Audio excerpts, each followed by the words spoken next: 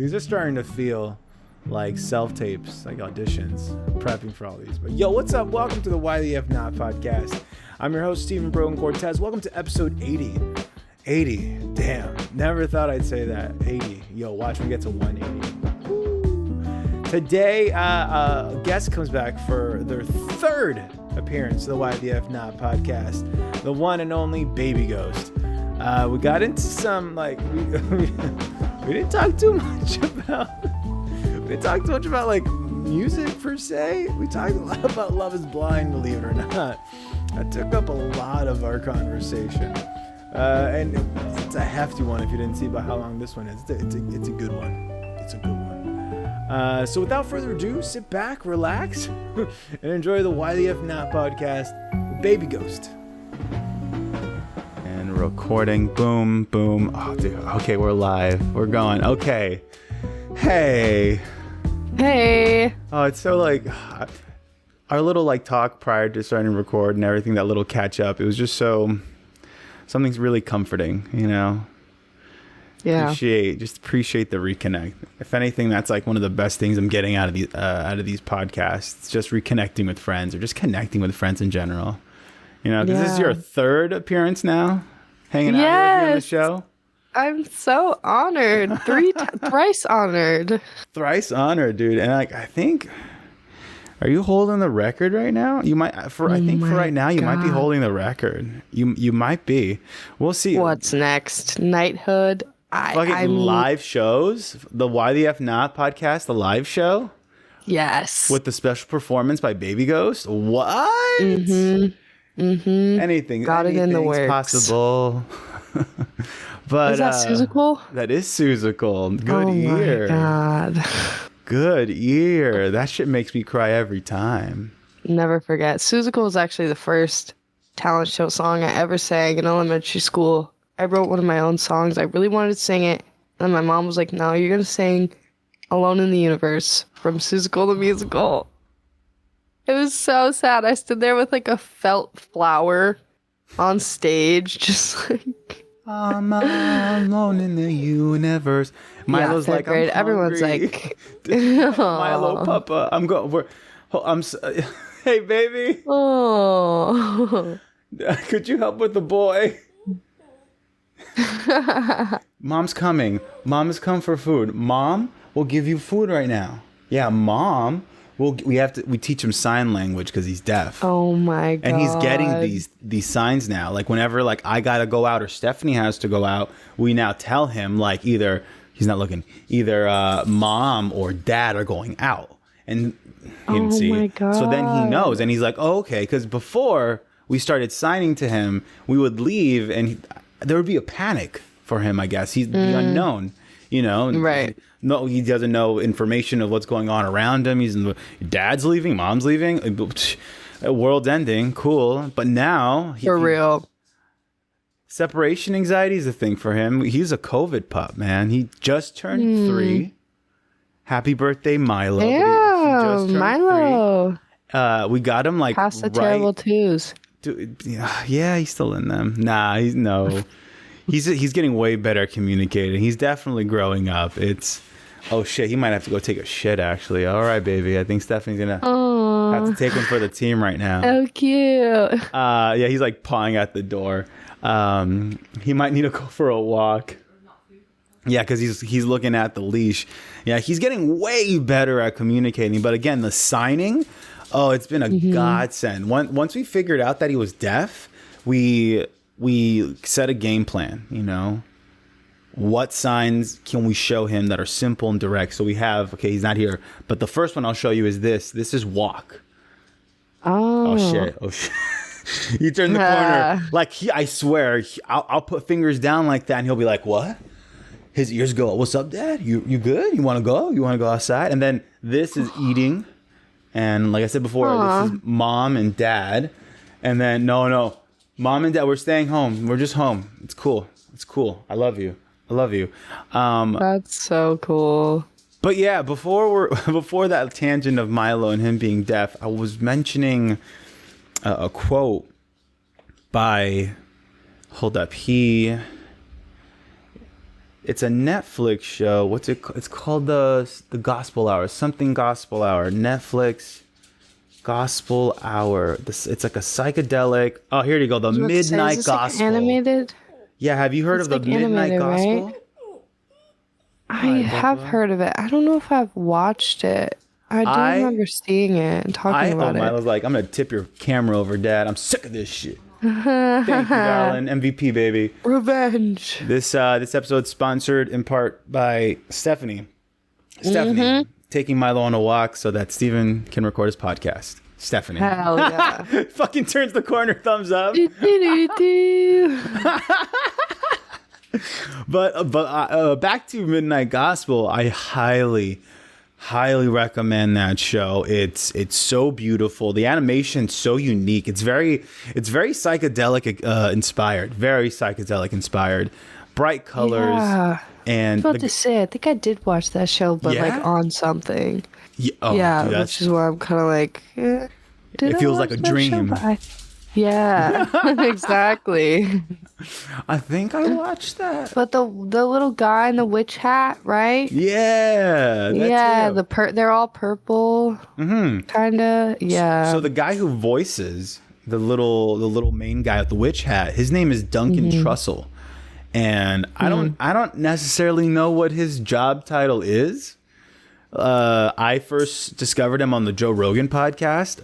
They do a podcast every year, like during like, I don't know, they had one during like whenever like the world's gonna end or whatever, whether that be like the Mayan calendar or something or some crazy thing happening. They like wear ghillie suits or like NASA shit, and they just smoke a ton of weed and just go off on like crazy deep thoughts. But on one of the episodes I was watching, Duncan said a quote that stuck with me, especially for what we were talking about, like my family and stuff. And the quote was, "Tend to the part of the garden that you can touch." I was like, whoa, okay.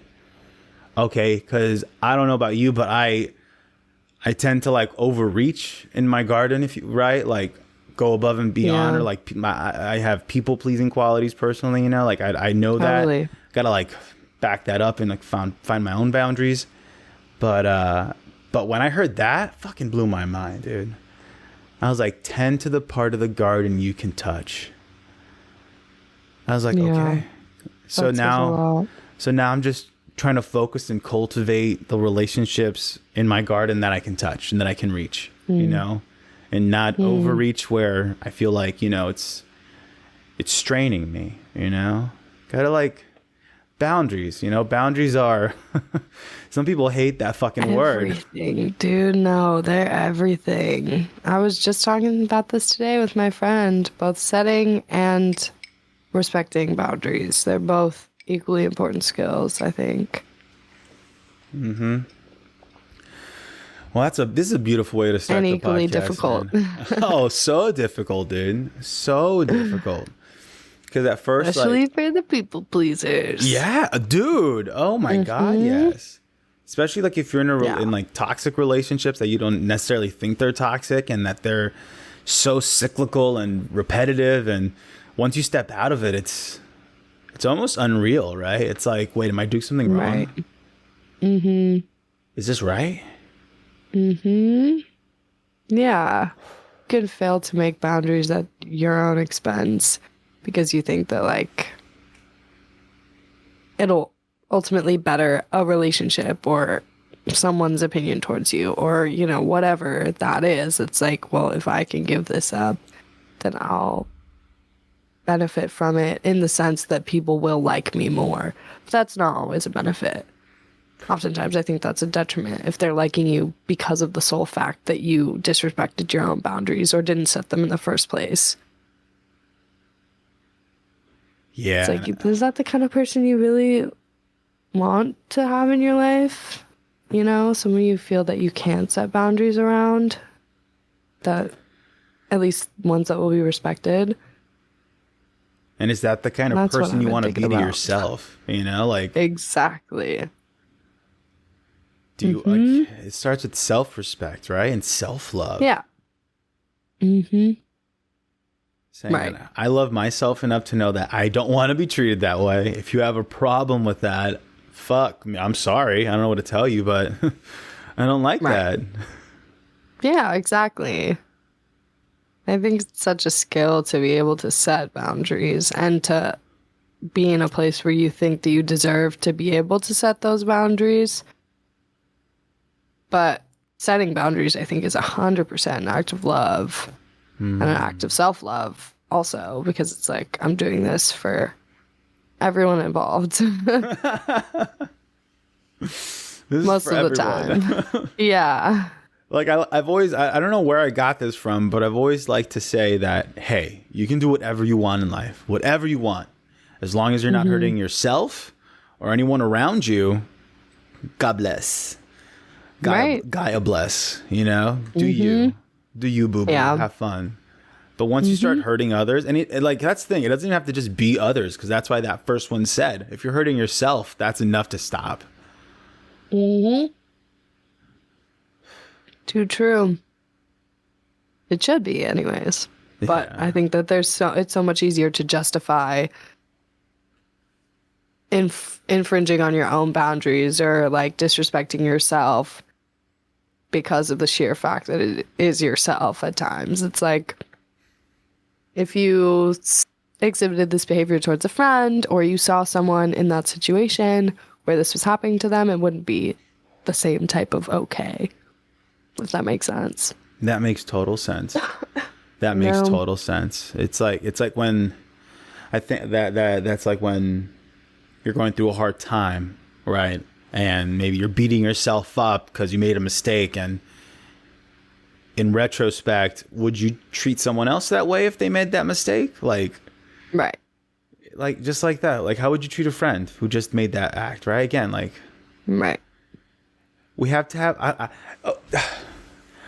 I don't know if it's because I had experiences with psilocybin already, and it's already been in my system, but I really feel that that kind of mindset is achieved once you can just step out of your own skin, and like you don't have to have a full ego death, because that can be scary. I haven't had that yet, and like don't know if I want to have an ego death just yet, but I don't know. I feel like you got to get past yourself and your ego. Oh, yeah. Yeah, I think that can come about in so many ways, but psychedelics definitely enhance that mindset of like, oh, there's more. And there's so much more, in fact, that we're on a microscopic level, universally speaking. You know, like, we're nothing, which means our problems are even less. But also, we can't think that and diminish the sheer fact of real world problems that are overtaking, you know, the world beyond borders. It's like, how do we balance the two very real things of like this existential awareness and the reality that's happening every day, all day around us? I don't know how to get there, because like between like individual persons, it's easy to get to that point. But then it's when you get Right. to groups of people, and then fucking Right. we like to think we're so fucking advanced and as a society, right? And I'm talking like in the war, even just take this country, whatever, right? But like we're still so fucking primal, and fucking our tribes and shit, like fucking red versus blue and bullshit. It's just, it gets exhausting. Dude, I saw this TikTok of a woman talking about fucking Generation Z, the Xennials, right? And how these Xennials have witnessed during their formidable years. They witnessed a lockdown, right? They witnessed the lockdown, and they witnessed all the millennials and boomers and shit all slow down and like be like, oh wait, shit's not right. But then when everything turned back on, boomers were like, yeah, let's just go back to normal. Millennials were like, wait, let's go back to normal. And then Xenials are like, you're going back to normal? You know, like, what's normal? What is normal? There's no such thing. And that's the thing is like that's the generation that I'm a part of because I was born in 1997 and like I saw some similar videos that were talking about the fact that like people are always like, well, you're the generation that like you're the first generation that doesn't really remember 9/11. But we do remember 9/11 because every single year after that we had to watch videos of 9/11 in graphic detail that were like re-traumatizing us year by year, growing up in that sort of like weird remembrance trauma era, going into, you know, like a crazy election with Obama and, you know, the sort of like resurgence of voices saying that like social justice needs to be prominent in our society and needs to be at the forefront of so many fights. And it's like we have just known this energy our whole lives, and it is very tiring. Because what the fuck else like is there to hope for, you know what I mean? Yeah. And you're also the generation, right, that I mean, like, pretty much had everything updated minute by minute from the media.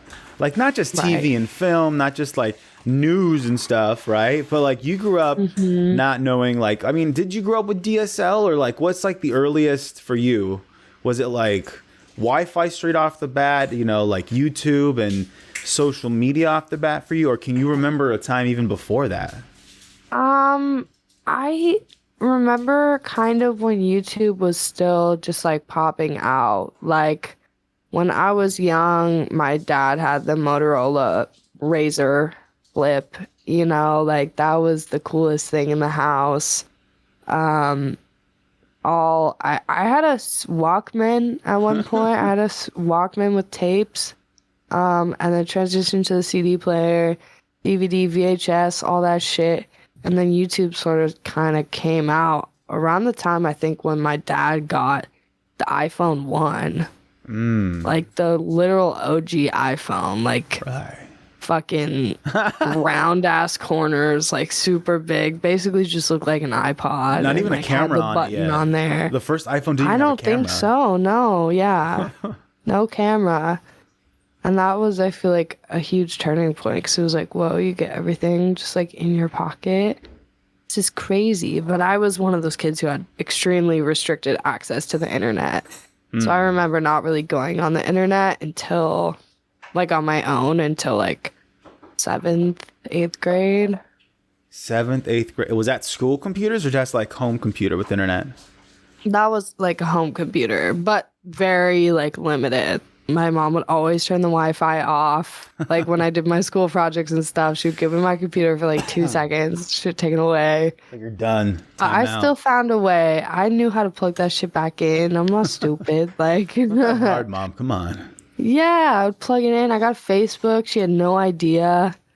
I was all on there. Like, it was great. But I do remember some of my friends like showing me shit in elementary school, like salad fingers and, you know, like the scary it's stuff so because funny we just had unfiltered access. Okay, time out. First off, okay, I was about to just say how I feel like we're not too far apart generation-wise, but now you just said salad fingers, and I'm like, no, okay, yeah, Xenial, okay, yeah, 97, got it. Because, I mean, dude, okay, salad fingers is one thing, okay? That's one thing. But I remember a time in school, during middle school, where, like, we had unrestricted access to the internet in our computers, where they didn't know about firewalls yet, I think, for LAUSD. We were looking at, do you know what the Pain Olympics are? Oh, God, no. Okay, see, now I see where the generation gap is. Perfect. This is usually where it stands, where people are these Xenios are like, oh, I had unrestricted access to the internet. I had salad fingers. I had Shrek is Love. People, oh, yeah. See, that freaks you out? That freaks you? Okay, trigger warning to anyone watching this or listening right now. I'm just going to give a slight description of what was Pain Olympics. These were videos that we were watching in middle school, and I'm only like, you said 97, I'm 91, so I'm not even that much older than you, right? Right. But see, even that small time difference did so much generation-wise, because y'all are talking about salad fingers and Shrek is Love. That made you feel different and fucking freaked you out. We had fucking Pain Olympics, that consisted of someone putting a butter knife down their pee-pee. That consisted of someone getting wasps and just having them go all out on their genital area. And I'm being very, there was one video of a guy putting a jar up his rectum, and apparently, and it breaks, right? And it breaks. Have you heard of the rumor is? I feel like I saw that. The rumor is that it broke because his family opened the door coming into the house, and he's in the bathroom, and it freaked him out, and he clenched. But anyways, like, I do not want to get into that even more. That's not all I'm saying is that, like, they like to bring up like 9/11, like, 9/11, right? But like, we were seeing other shit that was fucking with us with the internet. Yeah, and that's the thing. It was just like constant stream, and that's why I'm kind of glad sometimes I didn't have that access, because I know kids who are slightly older than me who like were seeing murders in real time on the dark web because it was just like there. You know what I mean? And that shit is unfathomable. Like, unfortunately, it is fathomable, but it shouldn't be. You know what I mean? Like, that's actually There's some ridiculous. Scary shit in the internet, and we were just let go. It's, you know what it is? You know what the modern day version of that is? Is parents buying their 10-year-old kids, that generation, 10-year-old kids now, VR headsets and traveling into the metaverse. For real. Because here's the thing. If you have a computer, if you have an iPad, at least you can glance over your kid's shoulder and be like, what are you doing there, Jimmy? What are you surfing there, little Susie? Right. You know what I mean? You got a VR headset. You don't know what Jimmy's on. You don't know what room he's in. Like, yeah, there's some amazing, wonderful things in the world of the metaverse, right? Like, you can go to a stand-up show. You can get a job at a virtual Subway. There are a lot of crazy things you can do in the there's some crazy shit you can do in the metaverse. This is all real. Like VR and like the metaverse and shit. Oh, it's so real, dude. Oh my god, fucking people like Snoop Dogg, Adidas, major brands have bought virtual real estate in these metaverses, dude. Like, it is happening. It is real. Yeah. It's in like holy Black Mirror. Meta, like fucking Facebook Meta and shit. That's just one of them. There's different metas going on right now as we speak. Yeah. Wait, what? Mm-hmm.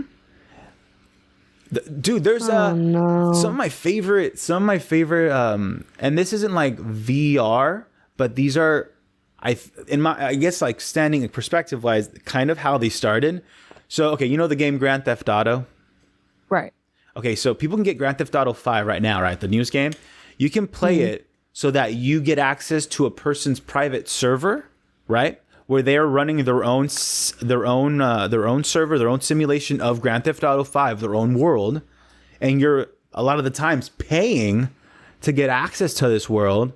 And there's rules and shit, right? Like, there's people playing cops, there's people playing thugs, doing.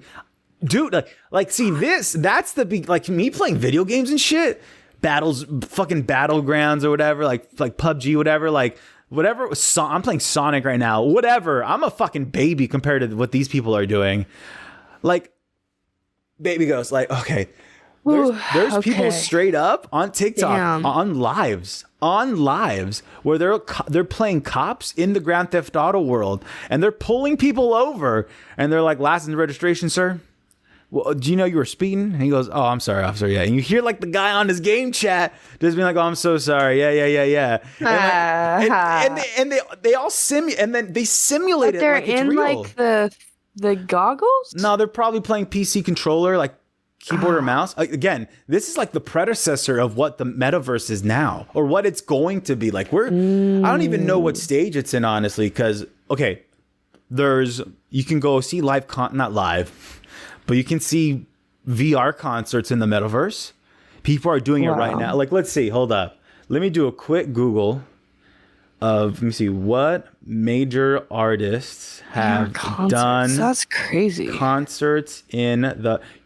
Honestly, dude, as an artist, you should look into that. Like, fuck it. Like, make your own avatar in the metaverse and then perform your music. Have like a haptic suit. Like, people do this. Like, oh my God, me and Stephanie were watching this show about like how people live a whole life online, like with like their VR, with their avatar. People met, fall in love, have weddings, dude. They have huge weddings and all their metaverse friends join. Like, they have actual lives in this. It's crazy. Okay, here we go. This is so bamboozled right now.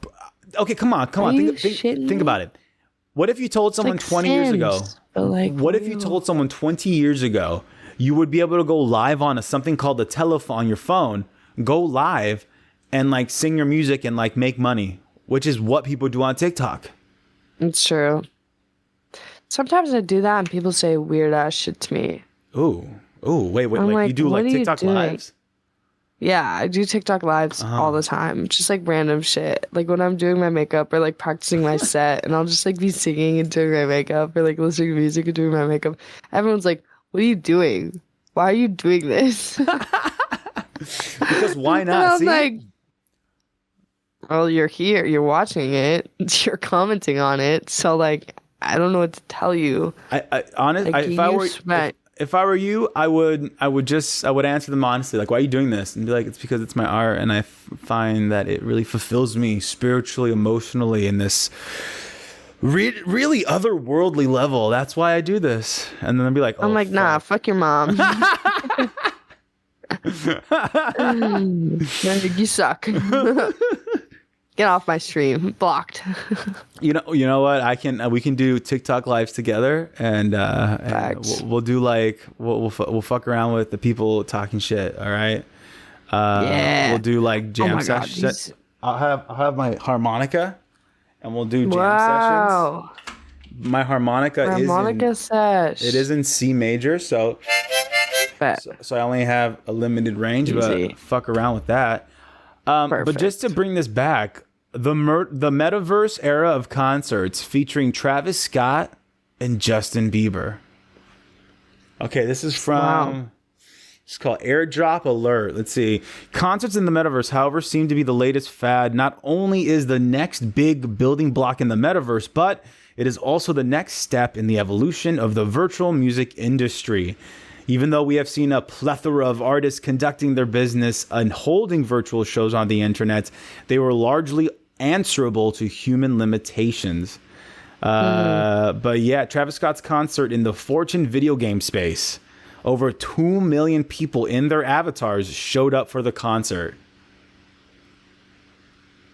So let's just repeat that again. Travis Scott had a concert in the Fortune video game space. So that's probably like the virtual real estate that he rented out his space to, right? And mind you, my dude's probably in his living room wearing like trackers and shit, you know?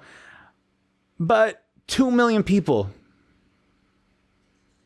2 million people. I mean, think about it. Like, that's wild. You're more accessible. People can't make it to you. Like, who knows? Like, right? Like maybe money's an issue, or maybe sometimes people can't make it because physical limitations. Right.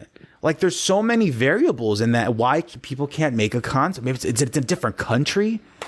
Maybe someone in like the Czech Republic loves Babyghost, but they're like, I can't see Babyghost because I'm in the Czech Republic. I do have listeners in the Czech Republic. But now listeners in Croatia. What up, Croatia? Wait, Croatia? You got Babyghost fans in Croatia?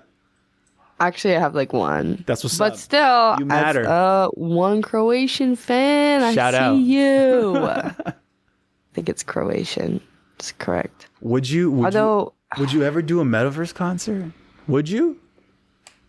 I don't know. Tell me your thoughts. Because I'm not a singer-songwriter. I'm not a performer like you are, right? In the sense like you are. So, like, dude, like, what's your take on it? I am not anyone who has any knowledge on that kind of stuff. So I'm like coming from the other end, you know, but to me, it seems like it's in the realm of this new age concert like attitude where there are no limitations. We can do anything. We can bring ABBA holograms to the fucking main stage, you know, like all this shit, crazy shit that you never thought was possible, like Michael Jackson's on stage again type shit. But that also reminds me of like that Black Mirror episode where Miley Cyrus gets all of her music like essentially like You know that yanked from her brain. that happened in real life. You know that, right? With Amy Winehouse. Like an AI wrote a new Amy Winehouse song. Yeah. Like that's fucking like. Yeah. I just So that kind of shit, like to be able to do that, I think is a disrespect to the artists, especially if they're not here anymore, because it's like, where does that money go?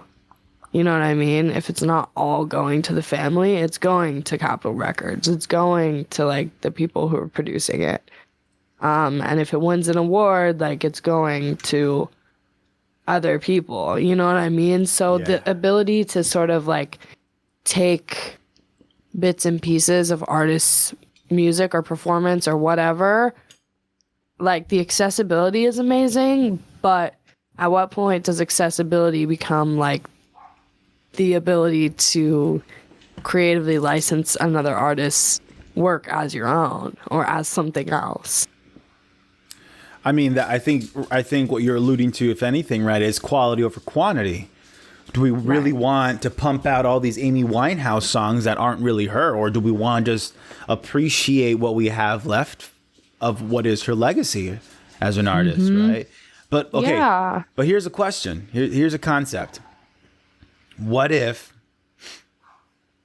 an AI emerges as an artist and it's backed by a bunch of engineers who built it, but the AI is the artist? And what if the AI wins an award, right? Like it wins an award, right? And then it's not even producers who are picking up the award. It's just engineers. An Elon Musk type of guy or girl person picking up this award. Like, how would that, because they're doing AI art already. There's AI imagery art happening right now online. There's video is going to come out soon. There's like a new program that can change your voice immediately while you're talking. I mean, what is real? Like we're getting to that point of the Matrix, right? Of like, what is real? And it's scary because I think there should be universal livable wages before there is AI on a major scale.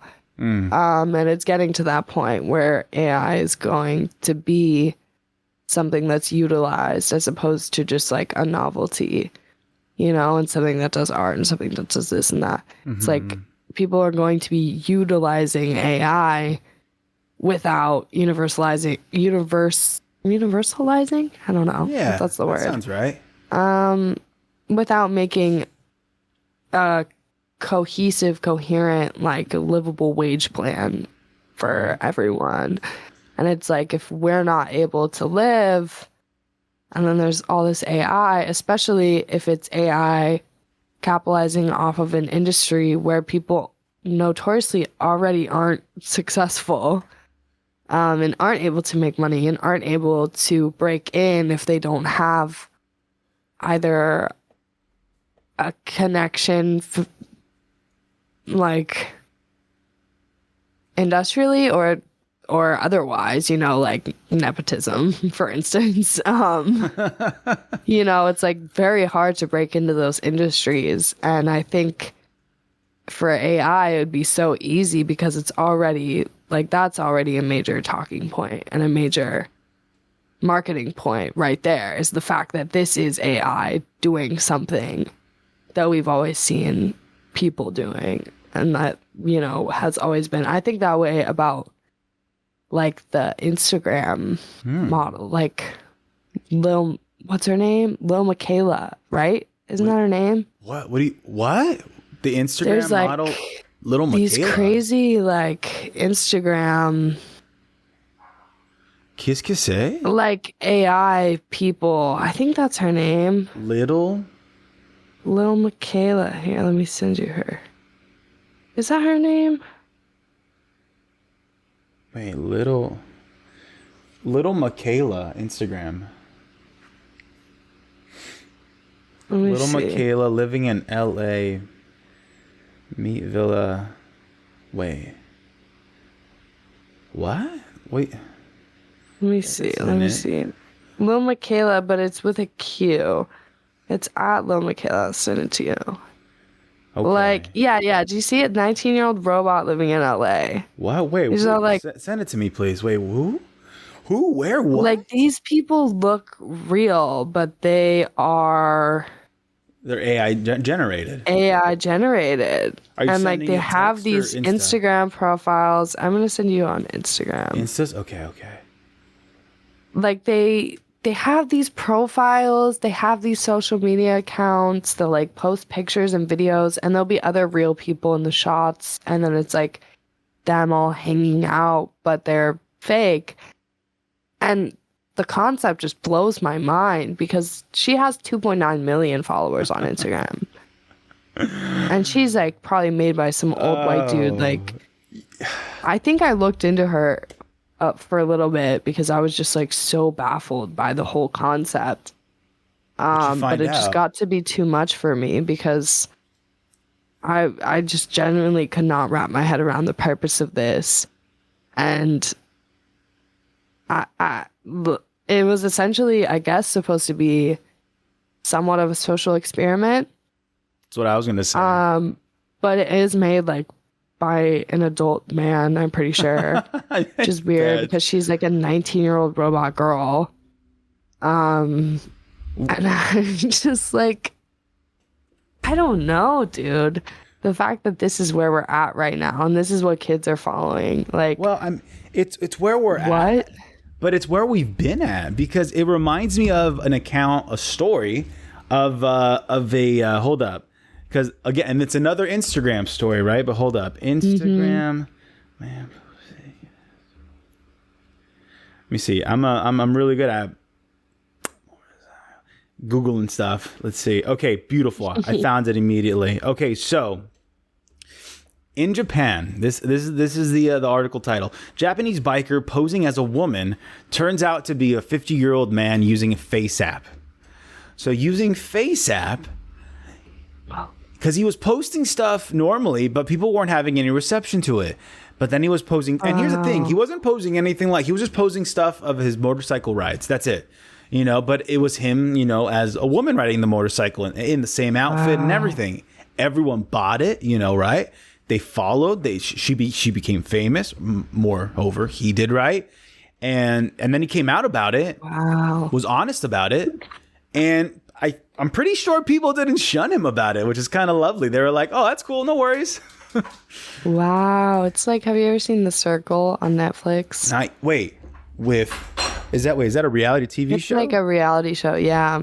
No, I have not seen The whole Circle yet. concept is it's like a few different people. They're in rooms. They can't see each other. And all they can interact with is through like a social media profile. But they can pick any picture they want and any bio they want. They can play as anyone. Basically, they can catfish. Netflix. And so Netflix you is have to doing like some- figure out. They're doing some shady stuff in their reality TV stuff. Oh, fuck. No, really though. Really. I just got done with Love is Blind. That Oh, was we can talk hilarious. about Love is Blind. Yes! We can talk Love is Blind because that Oh shit. my god, You it can was finish- hilarious. Do you want to skip Yes. over Circle? Should we skip over Circle? The Circle's irrelevant now. All right, it's irrelevant now. Love is Blind. Let's talk about First, when did you I start only watching saw it? that third season. Okay, I perfect. started watching it after I saw the TikTok of Andrew with the eye drops. Oh my god, that was so cringe, dude. It's I saw like a 15-second clip where he goes, "Are we rolling? Okay, hold on." And he just like puts the eye drops in, and then he goes, I never thought I could care for someone so much that it brought me to tears." That sold it for me. I was like, I'm watching this. That's hilarious. And You really thought he could get away with that it's insane. and not have them put it in? But like this show has gotten I started watching second season. I think I watched first season. Me and Stephanie have been watching it, and the first season feels like a fever dream. I don't really remember it, but I feel like I remember it. But as the show has progressed, I feel like, I don't know. I don't want to make a generalization, of course. But I feel like the show is attracting more people who are here for the clout, who are here for the 15 minutes, right? Like that, like what's his face is doing the eye drops, like, bro. Yes, 100%. He only went on there to like toot his own horn. I think that about a lot of the people, and I don't think that I watched the first season. And if I did, it was the same thing where I'm like, feels like a dream, because so many of those reality dating shows on Netflix like blur together, and they feel exactly the same. And there's one like girl from the UK or something, Chloe, and she's on like a couple of them. I don't know if she was on Love is Blind, but whichever other one, I think she was on The Circle too or something. Okay. So she was on The Circle, but she was also on one of the dating ones. And that's the one that I watched a little bit of. It might have been Love is Blind first season, but it wasn't like memorable for me whatsoever. Well, third season, Love is Blind, memorable as fuck. Well, let's give a quick rundown of the show for those listening who don't know what Love is Blind. Love is Blind is a reality TV show on Netflix where groups of men and women, a group of men, group of women, meet each other, but they don't see each other. They meet each other in these rooms called pods, where there's this glass, smoky window in between them, a wall, and they just get to talking, right? They get to know each other. And I think they have about a week or so, or 2 weeks to like date. 10 days. 10 days. So you have 10, imagine, if you will, dear listener, you join a show, you meet someone, you're meeting a bunch of people, but within 10 days, you're hoping to find a person that you're going to want to marry, and that's going to want to marry you. And so this show is to see if love is truly blind. And so far, it's been a shit show, and it seems like, and I mean that in the most loving way, Netflix, because it's a beautiful shit show to watch. But the trauma, ridiculous, the level of trauma. Also, let it be known that so you go through, you get engaged in the pods, then you get out, you have to live with each other for 3 weeks, but you have to decide whether or not you want to marry them at the altar. That's the kicker. So you bring all your friends and family, you get the dress, you go to the altar, and then you say your vows. And after your vows, you're like, I don't.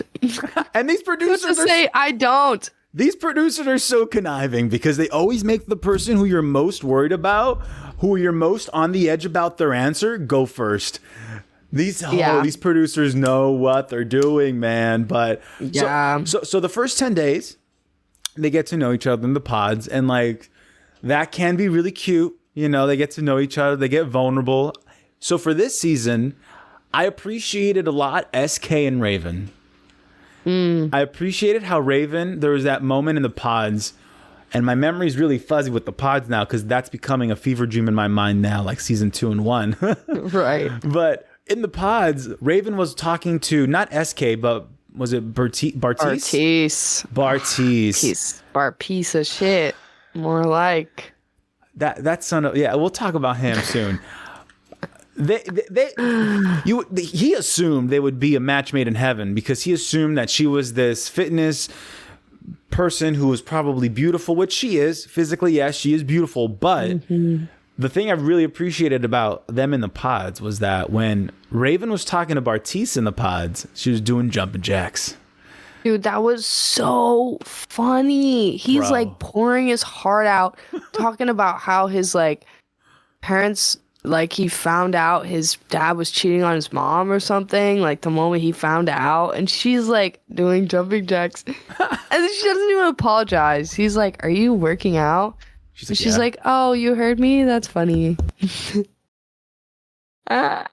Savage. She didn't care, and that's why Savage. So you watched all of season 3, right? All of it, even the reunion.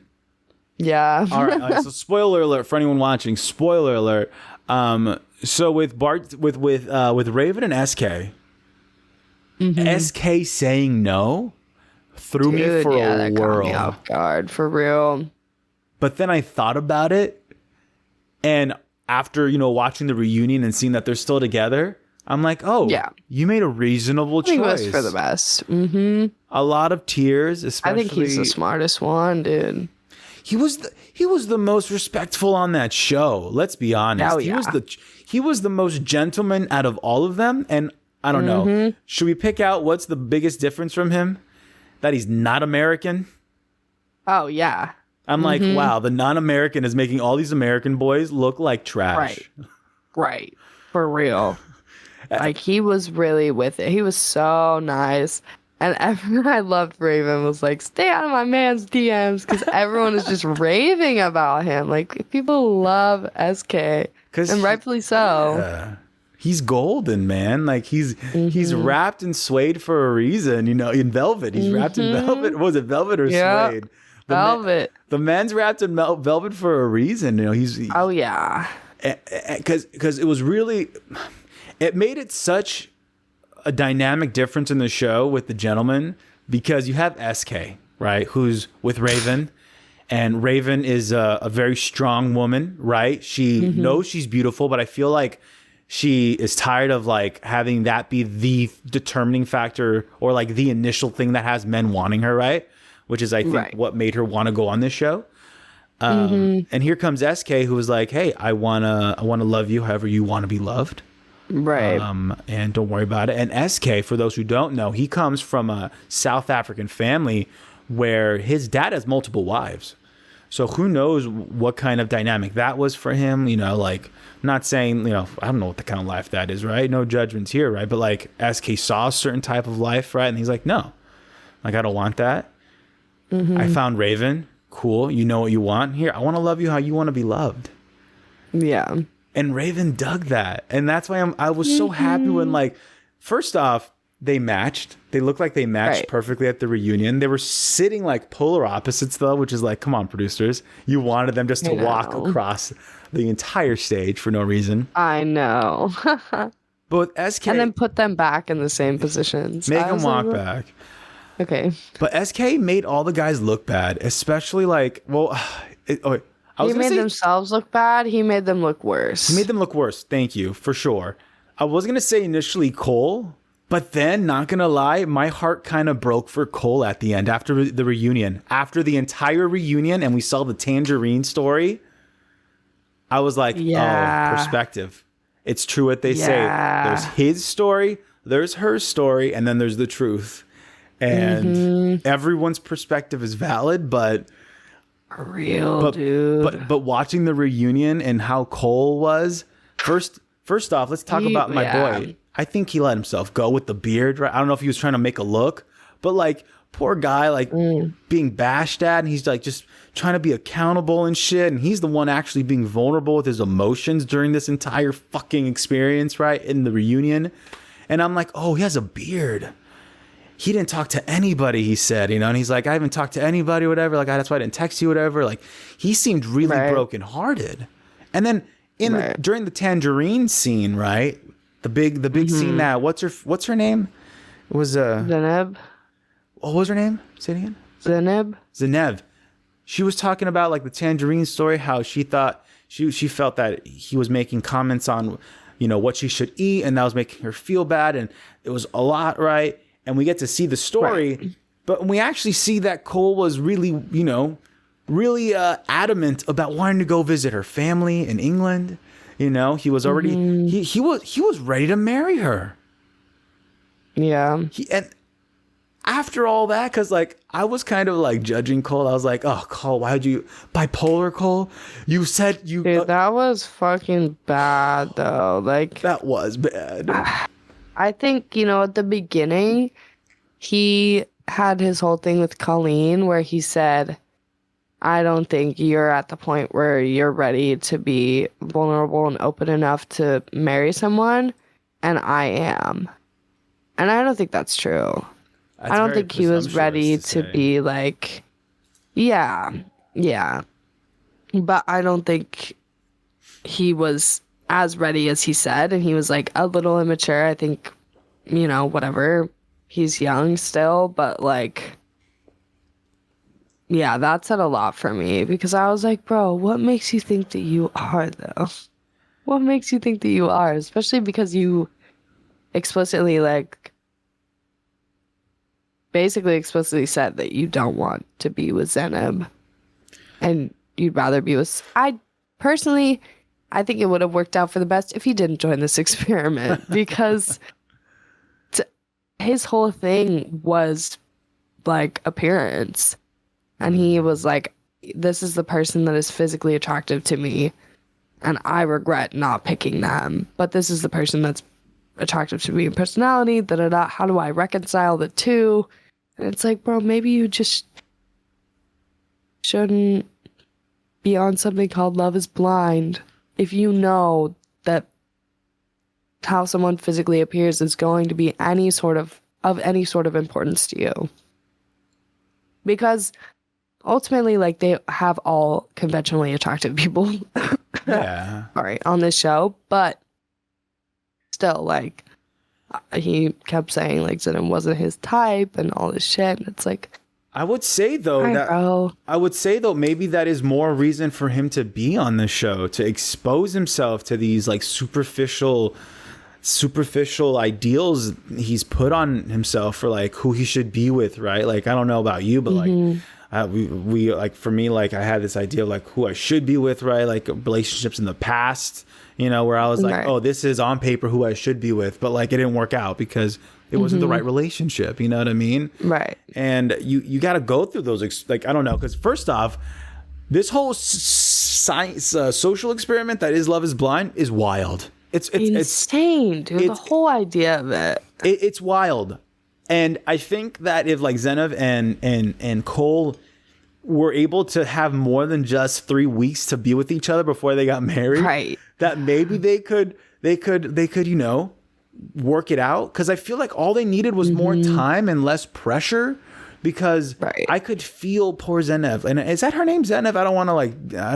I hope that's her name. But Zeneb? Zen, is it a V or a B? I want to search it up. I think it's a B. Let me see. Hold up. Zeneb. Cole and Zeneb. Oh, Yeah, Zeneb. They were Zeneb, just yeah. not a good match. But I thought, I don't know. I kind of, okay. Oh, like they're not a good match, but I think they could have worked out though if they had more time. Because I could that's the thing, I it's could like- just feel Zeneb's anxiety though.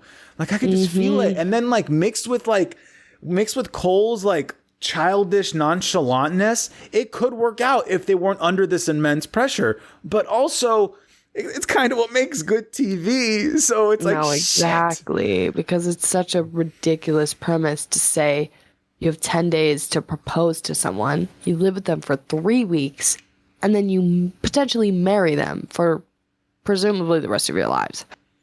And that's the Or thing. until it doesn't work out. But it's like, And that's the thing I always tell Steph, like I always bring up. I'm like, nah, they're not necessarily thinking after the wedding. All they're thinking about is getting to the what's it called? The fucking place where you stand. What's it called? The altar. The altar. There you go. I've never been married, so I don't know the spot.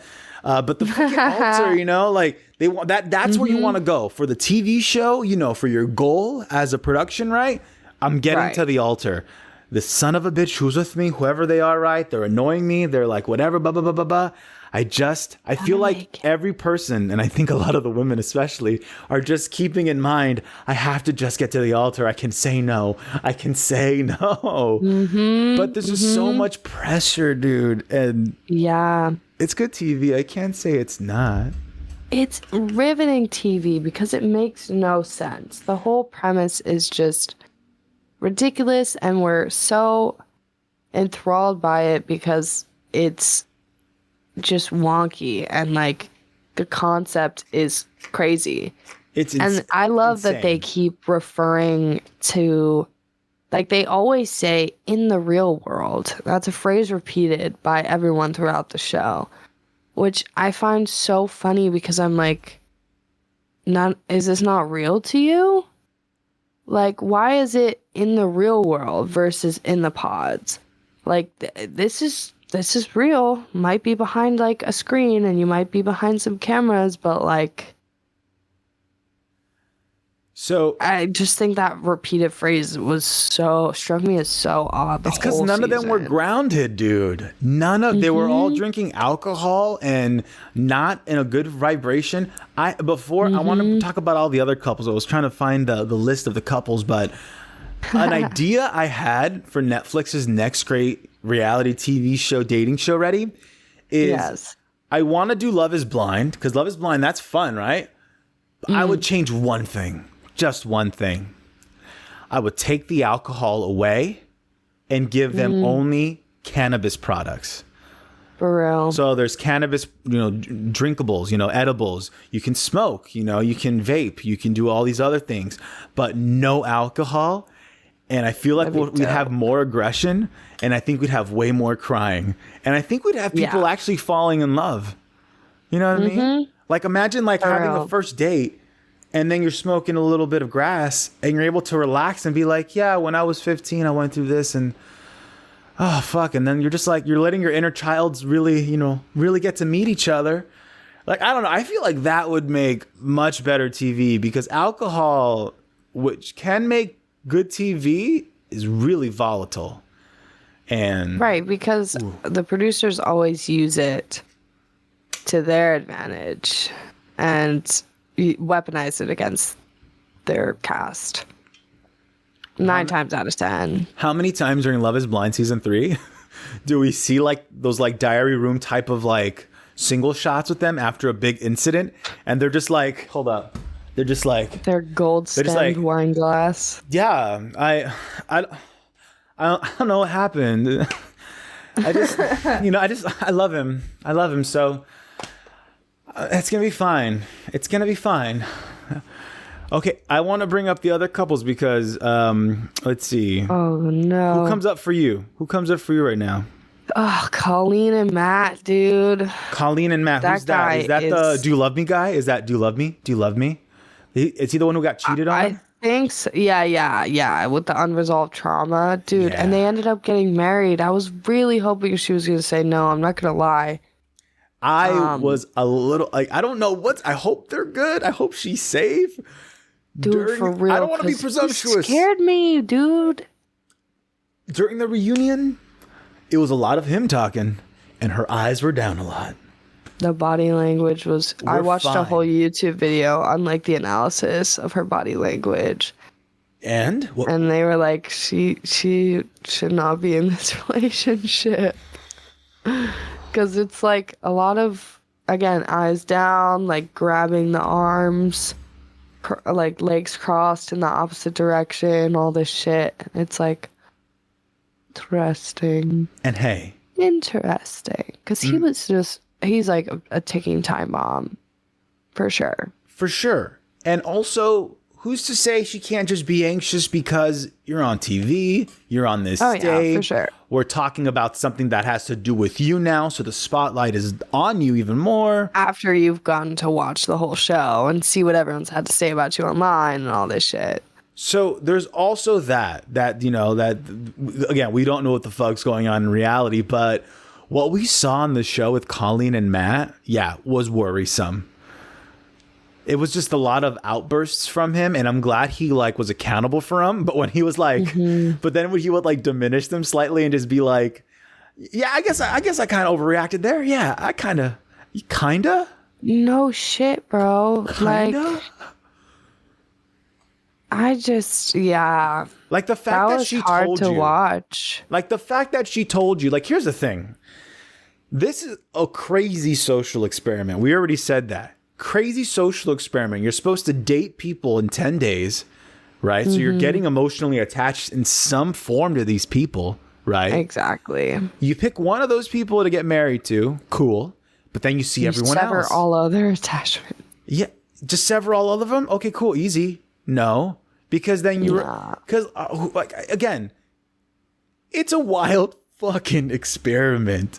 And And these boys, I mean, a lot of them showed their 25-year-oldness. You know what I mean? A lot of them showed that they were 25. And I'm like, fuck, guys. Bartise.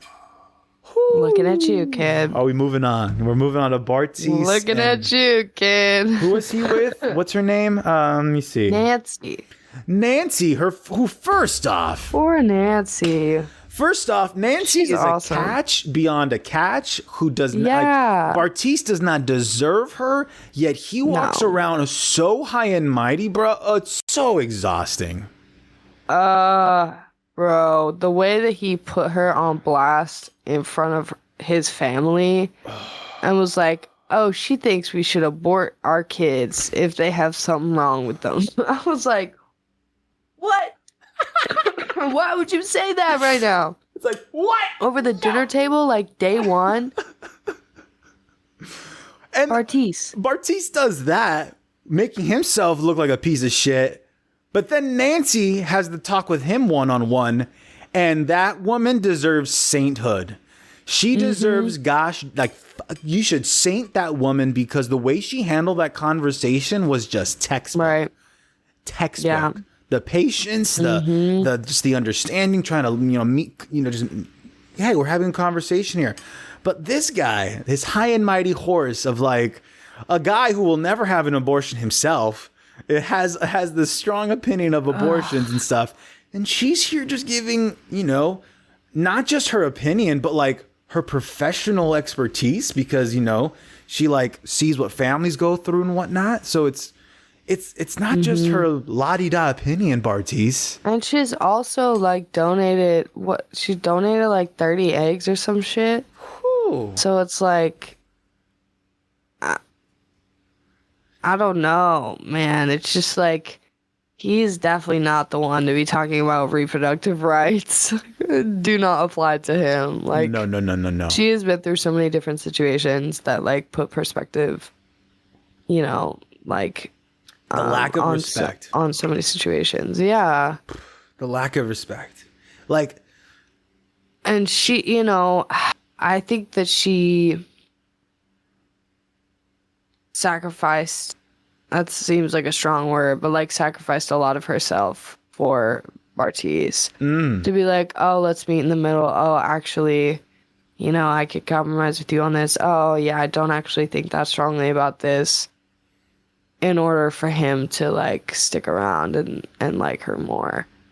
But I'm like, bro. The conversation in their hotel room after the pool or whatever, that pool night, where he explained how he's just crazy attracted. And again, is this a crazy social experiment? Yes, it's fucking crazy. Yeah, well, you did talk to other people. Yeah, you did connect with them. And yeah, you may think they're attractive when you see them.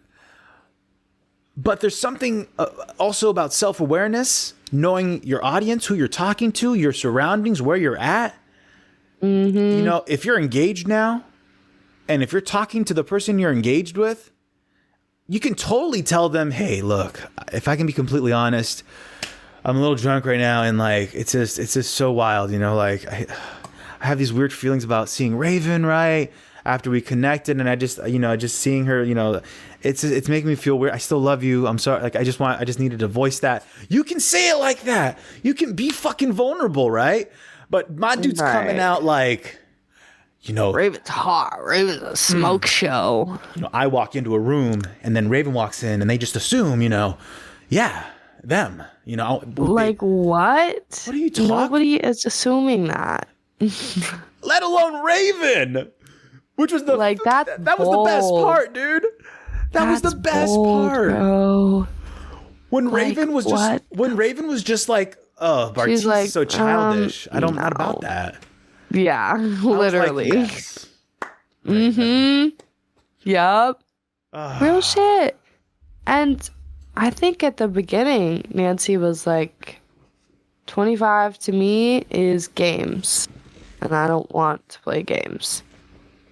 And Bartise is, she should have stuck to her guns about that because he's full of them, for real. I'm like, this dude is not. When her brother was going off at him at the end, like at the wedding, I was like, yes, let him into him. Come on, let him go at it. Come on. No, And Nancy's just full of grace, like, no, it's okay. We're gonna talk over here. Made him think that like she was gonna be like, I still want to be with you, and she was like, nah, fuck you, Ortiz. on that whole situation at the wedding for them, Yeah. when her mom and her brother were, first off, her mom was holding back her brother, one of her brothers. Yeah. But the way I was they like, react, nah, let him bat him. let him work it out. Let him work it out. Come on, no. Let him work it out. But I really feel like they were feeling and expressing everything she was repressing. Because exactly. Nancy was so shut down from that experience. Like she didn't really break down until later, maybe. But when her family was blown up, she was whoa. Like what's the word? Compartmentalizing. That's what I felt like. That's what she was doing so hard. That part got me super fucking emotional. I was like, damn, more than the whole show was the brother like doing that shit. So I was like, that's real love right there. That's real love. Like, none of this fake shit. And again, you can say no, right? But I mean, don't be setting up the person like I'm going to be saying yes the next day, because that's exactly what Bartiz did to her. That's what really fucked her over. Was like, what? You were telling me yes this entire week. What do you? Right. And that's the one thing she asked him not to do. She was like, just don't backstab me. That's it. Just don't do that. Yep. Yep. And then what did they say? They saw him with a girl like day after the wedding or something, and he was like, yeah, I was. Hey, it happened, all right? Did I penetrate? I don't know. I'm not talking about my sex life today. And then like, who's talking about your sex life? Who is talking about your sex life? Exactly. The fact that he literally brought that up, it's like, well, Interesante. I think you just outed yourself. I do believe thou protest too much, young lad. Literally. Like, no one talked about your sex life. Bartiz. Oh, he's 25, not 27. Let's see. We got Matt Dunn. He's 25, dude. Let's see. We got Cole. You little fool. That was the other thing, was when Cole was like, Raven's a 10 out of 10. Colleen's a 10 out of 10. And you're a 9 out of 10. Wait, Cole gave Wasn't he the one who said that up to Zeneb? Yeah. Again. And he was like, Raven's a 10 out of 10, Colleen's a 10 out of 10, and you're a 9 out of 10. First off, I think it needs to be said that all the women, again, everyone there, like you said, what was the term you said? They were all very conventionally attractive. They're all conventionally attractive, you know, like they all have, you know, different fucking, you know, little aspects to themselves, but I mean, like, they're all basically attractive people. That being said, Cole is like a good 7 on a good day, maybe an 8 when he's like talking to people. Zeneb's a straight 10. Like, honestly, all the ladies for the most part were 10. Like, they were all 10s. All the final ladies were 10s. For Cole to 100%. Be straight up like, you're a 9? I'm like, what? Excuse me? Where's your jawline if we're really going to bring out numbers here? What are you talking about? Like, stop it. For real. Like, blubbering on television. I'm like, bro, really? 1 out of 10? He did say that he did, like, he watched this show and he was very, very just shocked and appalled to what he was saying. Right. Even to watch himself. Like, he even himself. I mean, good. Self-awareness. I hope he learned something, yeah. Damn. I really do. Because, yeah, the only people that I truly enjoyed on this season were obviously Alexis or Alexa? We got their names. Brennan and Alexa. Brennan and Alexa, the cowboy and the Jewish gal. They were such a pleasant surprise because off the bat, they're very polar opposites where She's very glamorous, very high lifestyle, if you will, very like that Kardashian-esque type of vibe, right? Very glam. Totally. She's a glam gal, right? And here comes this cowboy guy, Right. who didn't come from a very glamorous life himself, right? Very, very, very humble upbringing. And who'd have thunk it? Love is blind. The fact that he's gonna convert and everything, I'm like, I love this. This is I love them. That was beautiful. He's like, all right, Like, I want no problems. Yeah. And they literally they got engaged in the first episode. They were the first couple off the bat. First episode. Like, that's crazy. Shakshuka. Fucking shakshuka, dude. That's what got them. Oh. Love them. I actually just rewatched the first episode today with my friend because I was like, yo, you gotta watch this shit. You need to watch it's this right now. crazy. Makes no sense. You know how you got to watch this show? Highly recommend. I watched this show. This was like season 2.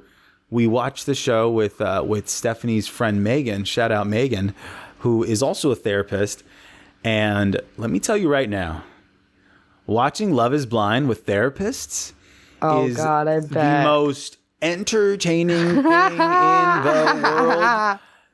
Like, with Love is Blind season 3, Stephanie called out the whole shit with Cole episodes in. Right. Even before I saw it. I was like calling shit out on him or whatever, like just being like, mocking him or whatever for this dumbass things he's saying. And then she's like already zoomed out, like, oh no, babe. Oh, I think there's a hurt kid in there. There's a hurt boy in there. Fuck. And then like at the end of the show, of the season, I'm like, oh my God, there was a hurt boy in there. And she's like, yeah, I told you. Oh yeah. Dude. But when you have therapists watching a show like Love is Blind, they're calling shit out left and right. Gaslighting. Totally. I want to know what trauma triggers and Andrew. Wait, what's the fact that Andrew didn't even show up, the contact solution guy. Oh, he didn't even show up to the reunion because the internet just roasted him so bad. But he did that, bro. Like, if he showed up to the show, if Andrew showed up to the show reunion, he would have honestly redeemed himself. I don't know if that's a strong word, but like, he was cringe, but he wasn't an asshole, right? He wasn't an asshole. Like, he was just cringy. He was egotistical a bit, a little self-centered, sure, and a little high of himself, whatever. But he wasn't an asshole. If he came back and was just like, all right, guys, maybe I did talk about hunting a little too much and my bad about the eye drops. Oh my God. Charming, probably flipped it around 180, 360 degrees. Talk to Nancy again, maybe rekindle that and just be like, fuck, my bad. Yeah, that was kind of stupid, right? Oh, my bad. But no, the fact that he didn't show up, you're a punk. You are a punk, bro. True. He already accepted defeat, I think. Yeah. Because the internet just tore. I mean, that was everywhere for a second. What did you think, bro? The cameras are rolling at. Like, what are you doing? Putting on contact solution to cry. The producer even checked in and was like, are your eyes bothering you? Yeah.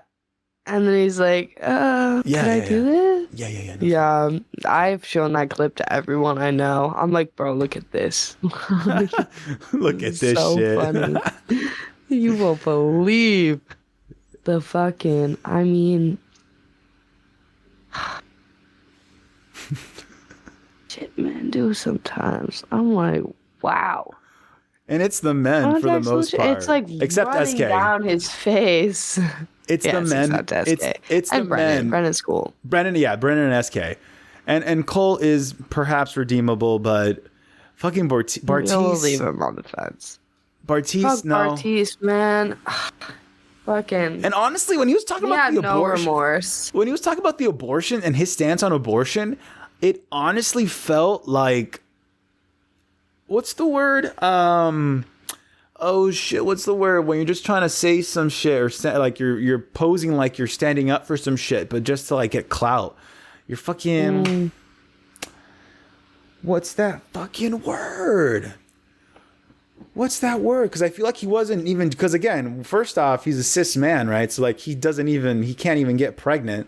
So you can't have a say really on abortion, right? What are you talking about? Literally. But the way he was expressing himself about it seemed like he was signal calling. Was it signal calling? I don't know. Oh. Do you know what I'm talking about? I know what you're talking about. Are you catching? Yeah. Are you picking Virtue up what I'm signaling. dropping? Well, virtue signaling. Thank you. Yeah. It felt like he was just virtue signaling. Like he was just he was pandering to a certain audience that he was trying to attract. Yeah. It didn't feel genuine. It felt so just ugh. Yeah. Yeah. I love that this episode has And then mainly they, consisted like, about Love is Blind. literally. That's perfect. That's what this episode's gonna be titled, probably. Yes. It's funny because at the end of the episode, they're like, at the reunion, they're like, this has never been talked about before. This abortion conversation. What do you guys have to say about it? And two people were like, this was an important conversation. I'm so glad we had this conversation. And like said nothing about the substance of it or took any stance whatsoever. It was just, I'm so glad that we talked about this on TV. Wow. And then they moved on. They were like, guys, what are your thoughts about this conversation? And everyone was like, there was a conversation. We talked about it. And we talked about it. I'm glad we talked about it. I'm glad we talked about it. I'm glad we have differing views that we can all agree on. It's like, no, bro. That is the literal opposite definition of opposing views. Of differing views. Like, what? Like, what do you mean? Like, here's the thing. You can have your own, like, if it's a religious thing, right, and you're pro-life, whatever. But, like, if we can't even talk about it and just be like, yeah, cool, you're pro-life. All right, cool. I'm pro-choice, right? If you don't want to personally have an abortion, again, that's your choice, cool. But it's all about what you're imposing on other people, right? Or, like, the judgment you cast on other people. It's like, let's just have a conversation without fucking casting judgment. I don't cast any judgment on anybody who's pro-life or anything. Like, if that's your choice and you don't want to do that, cool. Just don't be fucking waving your finger at people, being like, you know, even though I'm waving my finger at them, but don't be waving your finger at them. Being pro-choice is to say, I wouldn't do this, but I don't care if you do. And to be pro-life is to impose it on others. You know? You know what that reminds me of? When people don't understand the definition of feminism. What you just explained what pro-choice is how people mix up what feminism is. They're like, feminism means it's pro-feminine. It's like, no, it's not. It's just equality. Literally. And I'm like, bro, people have so many misconceptions about abortion that are long, like, well steeped in patriarchal history, you know, and that goes even to the clinics that we see across from actual abortion clinics that were strategically placed to trick people into not aborting their fetuses. And people would stand outside and still do stand outside and offer things like money, offer things like, you know, shelter and food, and say, what do you need to keep this baby alive, to keep this life alive? And literally manipulate people. And it's like, but you're, at the end of the day, you're not actually going to help me sustain a life, especially if I'm living in poverty. But, you know, after the baby's born, after the baby's born, are you gonna take care of me then? Yeah. Oh, like, the money give stops me a call. after that. Oh, give me a fucking call, bro. Yeah, I was talking to a friend about this, and it freaked me out when I read this. But it was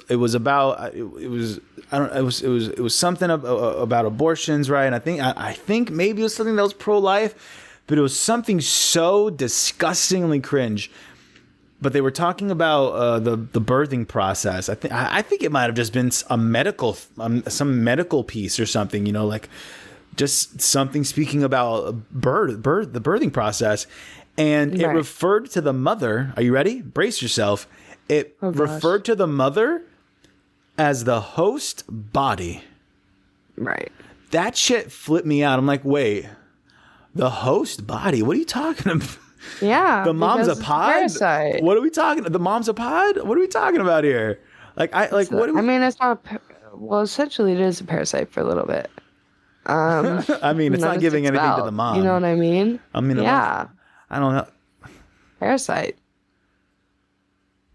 Let's And let when that you sink think of in. it like that, it's like, you know, a lot more scientific, which makes it so much easier to think of as a scientific process as opposed to like a process that we have to attach feeling and sentiment to, because And detach the feeling and don't, sentiment to like- the woman, to the mother, or as they say, the host body. Exactly. You call her a host body? What the fuck is that? It's trippy. I don't know. Like for me, like Yeah. if I ever have kids, prioritize.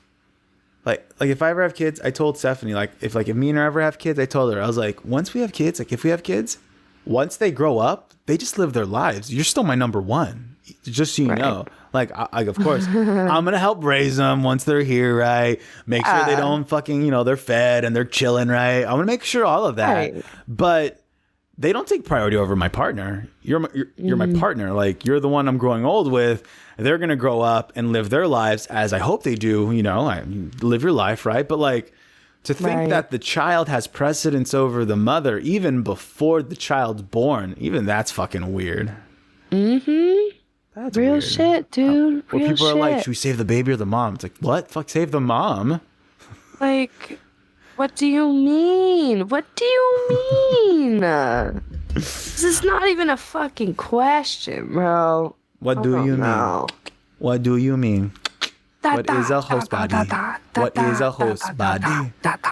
That's your next song. That's your next song. I want it to be about what the fuck is a host body? Honestly, that's basically my body, my choice. Damn, there it is. Fair enough. There it is. Cause, I don't know. There's some line about a fetus. It's like you don't care about it. Don't give a fuck about a parent's safety. Don't give a fuck about the lives at stake. See, only give a fuck about a fetus safety or like some shit like that. I don't know the words to my own song, but like You're already you get talking the about it. point. I see you. I see you. You don't care about the humans. You care about this little bean. That's weird. And people will hold these like, signs up with the little shrunken baby on it and be like, this is a fetus. And it's like, no, actually, that's not a fetus. That is a full-grown human baby. But keep misinforming, Queen. Go off. Like, what? Have you seen those videos where they show pro-choice people or pro-life people when they're like, so do you think this is a human life worth saving? And they're like, yes, I do. And it's like a picture of a fetus. And they're like, yeah, you think so? Yeah, it's a human life, human life. And they're like, it's a fucking seahorse, by the way. Yeah, this is a seahorse. And yeah, you didn't know, did you? Yeah, well. Literally. Anyway. Oh, this is actually a dried macadamia nut. They're like, yeah, no, I knew that. But it's like the size of a fetus. It's the metaphor of the fetus, bro. Jeez, those people are just... I can't believe they still exist and are out there in their... Like, what do those people do? Like, do you have a day job? Like, Stand honestly, outside the abortion clinic? They need a hobby. They need to like sit down, take some psilocybin. Yeah, I'm like, do you cry a love little bit. anything in life? Like, Smoke some weed. like, can I tell you? Like, did I tell you my psilocybin experience with mushrooms? So I got to try mushrooms with a friend at him and his husband had their wedding anniversary, and they rented a house out in Ukaipa, I believe. It's up in NorCal, right? And Right. and they were it was like a weekend kind of getaway just for close friends. It was great. They had mushrooms for everyone to try, right? I'd never tried them, so I got to experience it. My second day of trying them, because my first day I just tried a little bit just to try it, right? Just put my toe in the water, be safe. On the second day when I tried, I took a little bit more, and I felt myself get overwhelmed with feelings. I was going through a lot at the time, going through the beginnings of realizations of my roles with like my family, right? Friends, me, all this shit. And like, past, at that time, a friendship literally breaking to pieces. A lot going on in my life at that point. And when I took those mushrooms, I just felt overwhelmed. I felt so overwhelmed.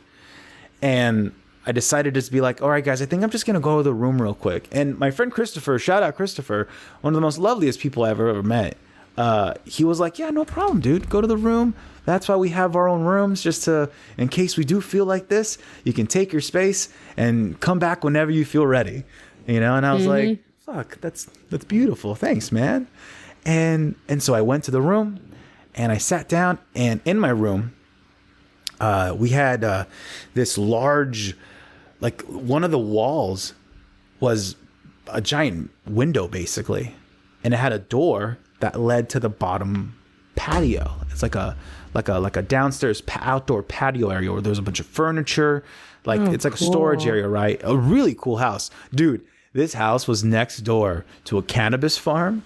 And the day we got there, the farmer comes over to the house and drops off to my friend and his husband a jar of his product and said, "Happy anniversary." Like, Sweet. like you can't. It's my kind of neighbors. Like that's good people right there. Like I don't say what you will. That's good people right there.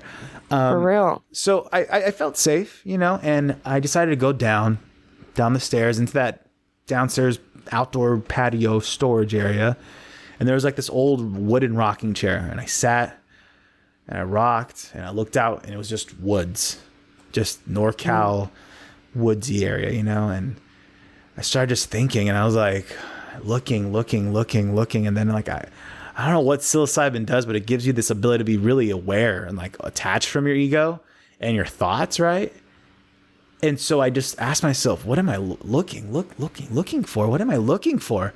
Why do I keep looking for someone? Why am I looking for someone? I have to stop looking for someone. Why? Stop it. You got yourself. You're enough, right? And then I got up and I was like, no, I'm done looking.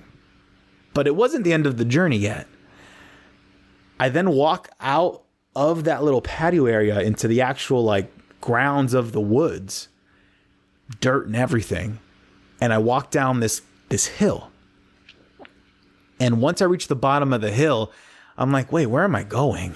And I hear my friends laughing and having fun, and I hear them singing and shit. And I'm like, no, that's where I gotta go. Why am I know I don't gotta look for anything. And like, I'm always searching for whatever it is, right? Whoever it is. And there are these people who are lovely. They're there. Like, why are you leaving that, Steven? Why are you isolating yourself yet again, isolating yourself? Look who's there. And I had to go back up that dirt hill. And I was wearing dress shoes. And walking up that hill was a fucking challenge, dude. Oh, God, I bet. That mental, emotional, spiritual journey I was going on, induced by the psilocybin, was now a physical obstacle via this hill. Right. How bad did I want to go back to my friends and loved ones? Well, if you do, you got to work for it, Steven. But all that to say, psilocybin allowed me to detach from the ego and feel my feelings and process them easier, just because they are hard for me, just because of, who knows, trauma or whatever experiences from my past make it hard for me to change my way of thinking. So it just helps break that, psychedelics just help break those bonds. And I've heard that a lot too. That's their main thing. They help you break those bonds so you can learn. And oh yeah, dude. Oh my God. I think that's why, like, the last couple of times I've taken shrooms, it's been like almost overwhelming for me. And I took a lot of, not a lot, but I guess a lot for any quote unquote normal person, psychedelics and different drugs in college and the year before that. And like, it was always a great time, always revealed something about myself, and it always went somewhat smoothly. And I knew everything was gonna be fine. And then the last couple times I took shrooms, it was just like smoking weed with it for some reason was like way too much. And I just became so overwhelmed that I was like, no, I'm not ready to deal with this. I can't do this right now. So I just like slept through. Basically, actually, last time I slept through it, time before, I like read through it. I like was trying to read my book. Yeah. What did you read? I read Zen and the Art of Motorcycles. Is that what it's called? What? Zen and the Art of Motorcycles. Yeah, it's a really great book. If I was going to guess what book you were reading while on your mushroom cannabis trip, not the book I was going to guess. I've never heard of that book, first off. What's that about? It's beautiful. It's about this father who goes on a motorcycle trip with his son. And the whole thing is kind of like a philosophy book based around this journey, this physical journey. So it's very much like tapping into where I was mentally because it's the whole thing is so much more symbolic than the actual trip, but it's them going on this ride and him remembering, you know, what he learned from his dad and his son receiving things differently than he may have liked, like not loving parts of the ride, and like them going with their I think it's like another couple that are their friends that go with them, or maybe just like another guy. But you know, there's weather challenges, there's road challenges, there's relationship challenges between father-son dynamic, and like all these different things that just serve as sort of like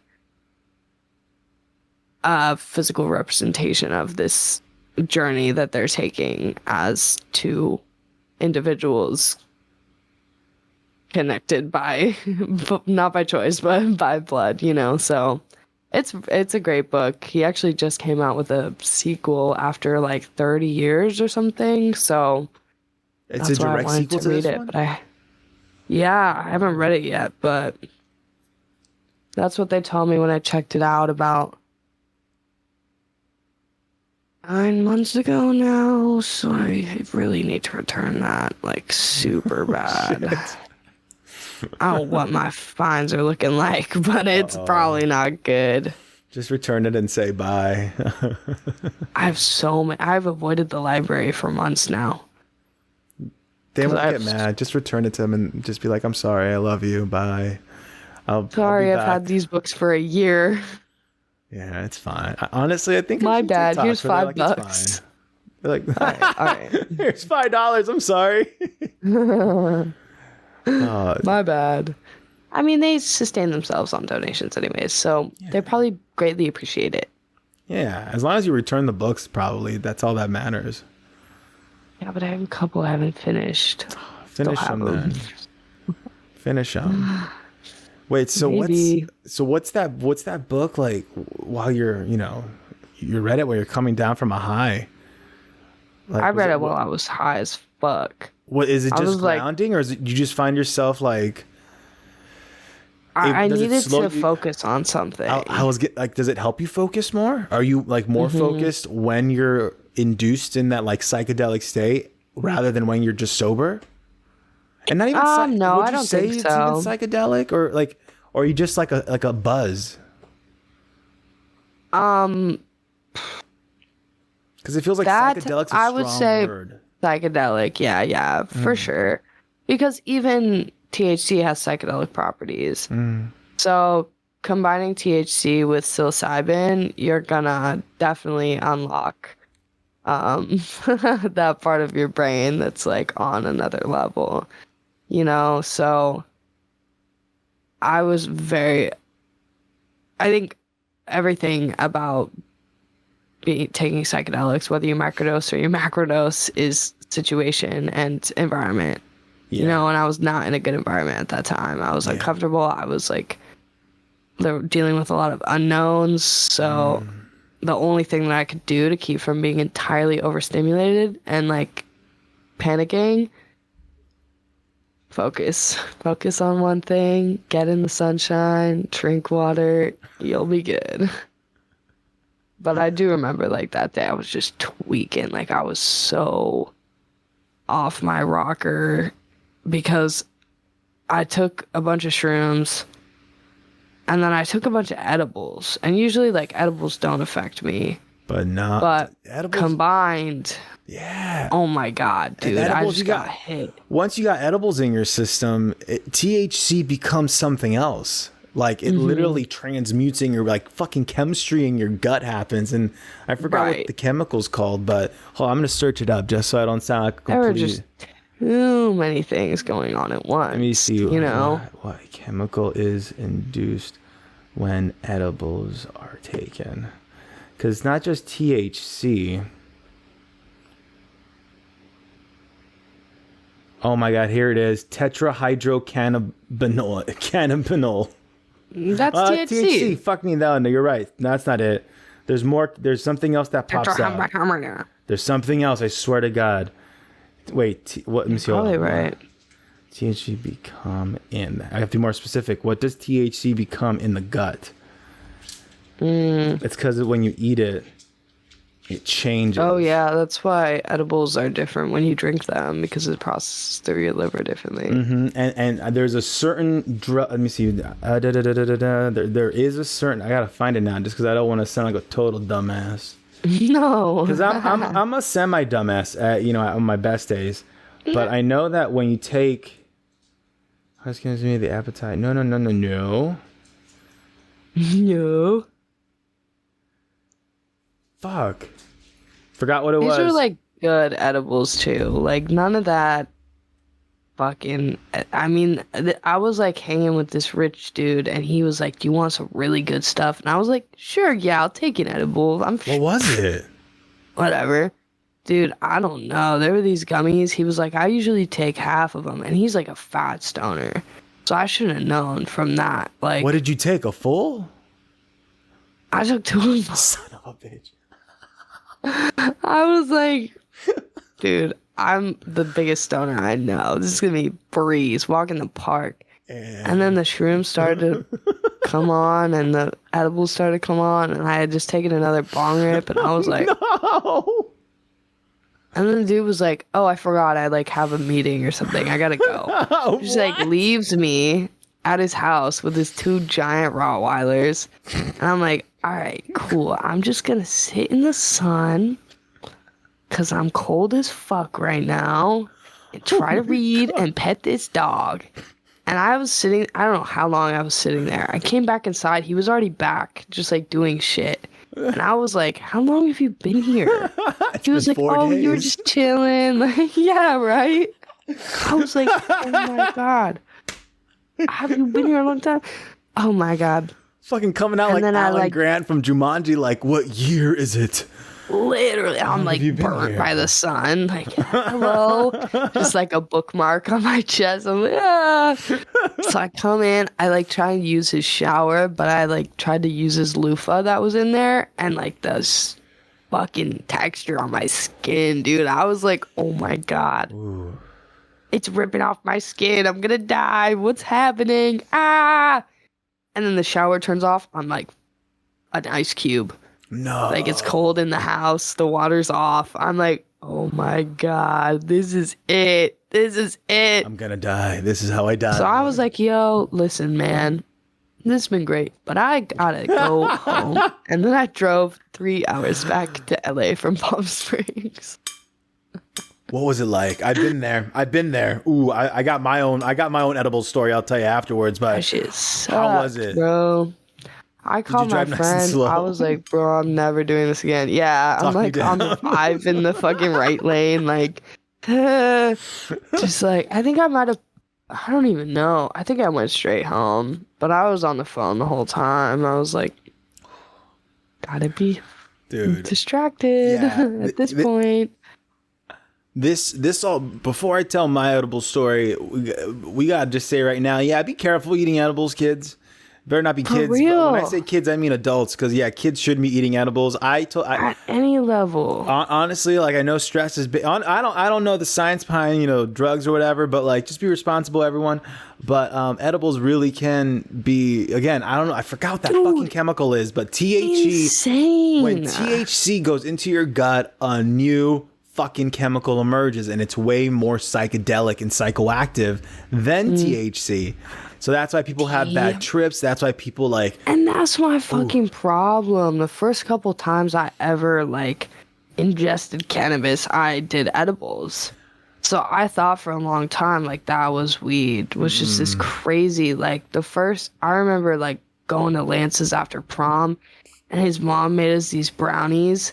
I had the brownies, and I also smoked weed, like smoked weed for the first time. I was hallucinating, like dead ass hallucinating. I woke up the next morning and I was high as hell, and I had to go to church. Ooh. And I'll never forget that, dude, because I was like tripping balls off of fucking weed. No edibles. Every time I took edibles in high school. Just for like I was like, scientific damn, I guess purposes. this is just it. Just for scientific purposes. Hold up. I'm going to search it up. Interesting. Let me see. And for years, I was an edible, like, naysayer because they didn't do anything to me anymore once I raised my tolerance. But once you fucking put that psilocybin in there, it's like, anything's possible. Anything's possible. Mm-hmm. Yep. Oh, man. Let's see.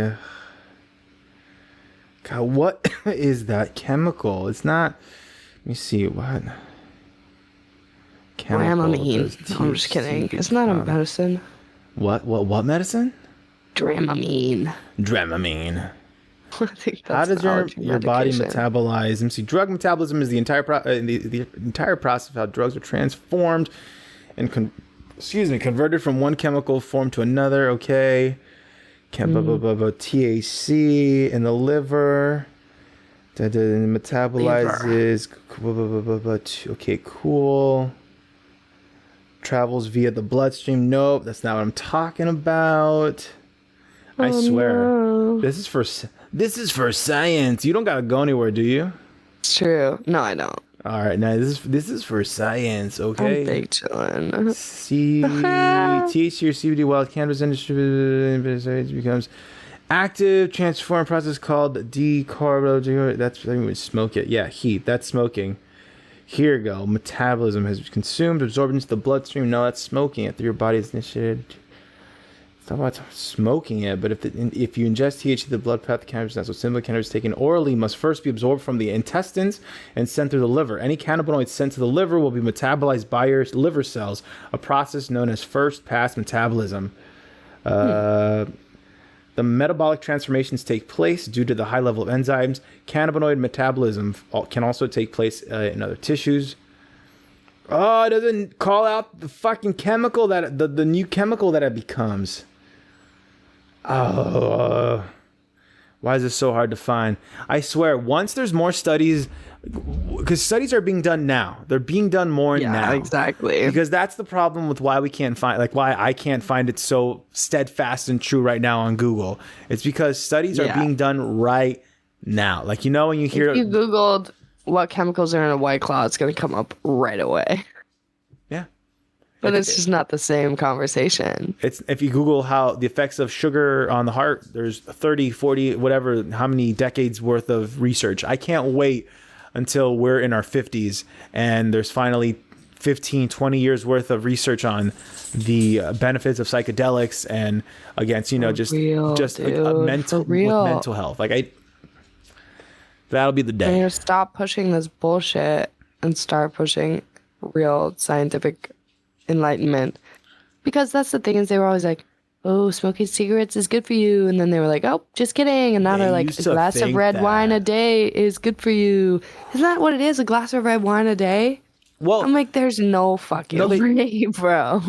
Here's the thing. Here's the thing I will say. And I don't know if you know this, Babyghost, but I'm not a doctor or a scientist. So I take what I say with a grain of salt. I'm not a doctor. I'm not a doctor. But what I do know as a Steven, is that there are benefits to these medicinal products like alcohol and cannabis and tobacco even, right? But when it's the consumption. It's about the consumption, like, again, like whiskey. a little bit of whiskey for a cold, that's not just a little story, our moms told us or whatever, or Whiskey. like a little whiskey does help fight a cold. It just does. You know some shit? What? I knew this girl in college who would take a shot before her 8 a.m. lab, like of tequila, That's and be like, insane. yo, I'm about to clear my sinuses for the day. And who's to say? And here's the thing: if she's just She's like, taking, whew. if she's just taking that small shot, and it does clear her sinuses, right? Fuck it, wake her up.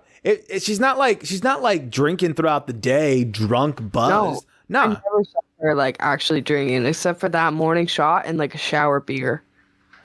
I was like, damn, you are a fascinating creature. Wait, say that again. You say a Tequila shot in the hold on, morning, Milo- shower beer at night. Hold on, I'm gonna go pee. I'm gonna let shower beer sink in. I'm gonna go pee really quick. Give me. Godspeed. Hello. Do I have footage of you just munching on some Pringles? Uh-huh. Dig it. Pringles, not a sponsor. But if you want to, Pringles. Pizza Pringles. Pizza Pringles. Ooh, that's what's up. Pringles are They're good. interesting. Pringles are what's the word? They're appreciated. Underappreciated. Very much so. Need more love. More love on the Pringles. Holy shit. Well, we're an hour and 47 minutes in. I think, Oh shit. I think it's a good time to get to the question segment. Now that we have video for the podcast, we're just gonna do some questions again. We don't have to do it all the time, especially now that this is your third appearance on the show. So now this is your third time going through these Inside the Actor Studio questions. But Three different answers. Hell yeah, you're a different person today. Maybe, who knows? You think It's different. true. You feel different. Every day. These might be different for New you. ghost. All right. Well, for those that don't know, these questions are from Inside the Actor Studio. I don't want anyone getting all pissy with me, being like, "You stole those questions." I know where they're from. I know James Lipton. I love him. Rest in peace. Hopefully, no, nothing bad comes out about James Lipton. Then we hate him tomorrow, but we love him right for now. real. Rest in peace, man. These are from Inside the Actor Studio. 10 questions that are deceptively simple to help me get to know Babyghost more. You can get to know Babyghost more. So let's see what you're all about. All right, cue the "Who Wants to Be a Millionaire" music. Question 1. What is your favorite word? Ah, damn it. That's the first one. Oh man. I mean, I think I said this before. I still really like kismet. Kismet is a beautiful word. I use it a lot. I found out kismet is, I believe, the Hindu word or something. Kismet is like, Yiddish, I think, or Hebrew. But essentially just serendipity. It was meant to happen. Meeting of the minds, like it's perfectly aligned. I love the idea of it, but I also love that the word is so fun to say. Kind of like a onomatopoeia, I guess. Like it's a little bit like that. Kismet. Very Kismet. just like cacophonous. Kismet. That's a good one. Cacophonous. I like that one too. Yeah. So we got kismet, right? And Cacophonous kismet. a cacophonous kismet. Babyghost's latest single, "Cacophonous Kismet." Oh shit! Yo, Hold that's on. a challenge Let me write right that there. down. Let me write that down. Put that to a beat. "Cacophonous Kismet." Not right now, of course. Next time we see each other. Next time you come by Yeah, the I'll have it podcast, you'll be like, ready. "Steven, I got a single to Have a show note. you." Oh shit! Dig it. All right. Dig it. All right. Well, hey, that was a good first question. Next question. What is your least favorite word? Right now it's mulch. Ooh. Doesn't really come out that well. Mulch, kind of choke on it.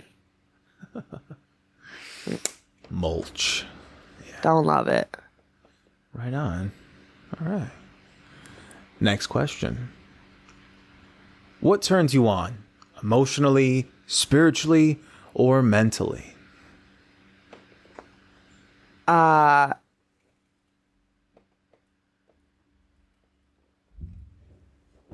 think like music theory conversations.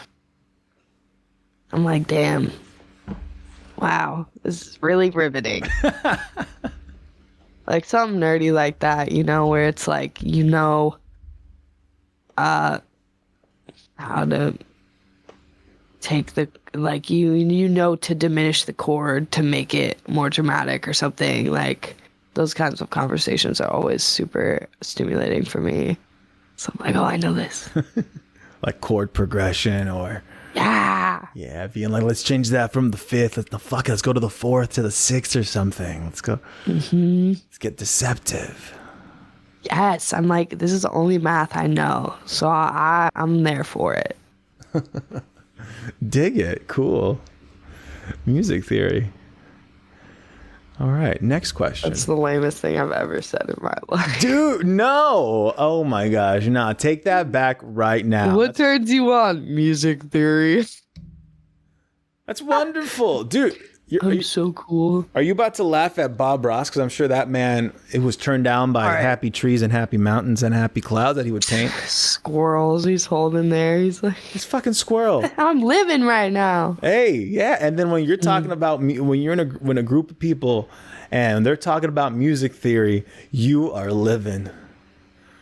Like, damn, this is it right here. Doesn't get much better. With your White Claw, this is it, fam. This is it right here. Hey guys, you want to talk about major scales? That's me at a party anywhere. I'm like, no? Okay, I'll go play with your cat. To a T. That's it. So you heard it here. Verbatim. You heard it here, folks. If you want to talk to Babyghost when you like bump into them at a bar, at a party, right? You see them after a show. You want to talk to Babyghost and bring in some music. There's one thing I care about. Imagine you're going to have someone come up to you and be like, hey, Babyghost, what's your favorite time? What do you think about the circle of fifths? My gosh, I'm so glad you asked. With that guy. I'm so glad you asked about the circle of fifths, actually, yes. It's going to be great, actually. I think it's a very great system for songwriting, and you can utilize it so many ways. Like putting in my retainer.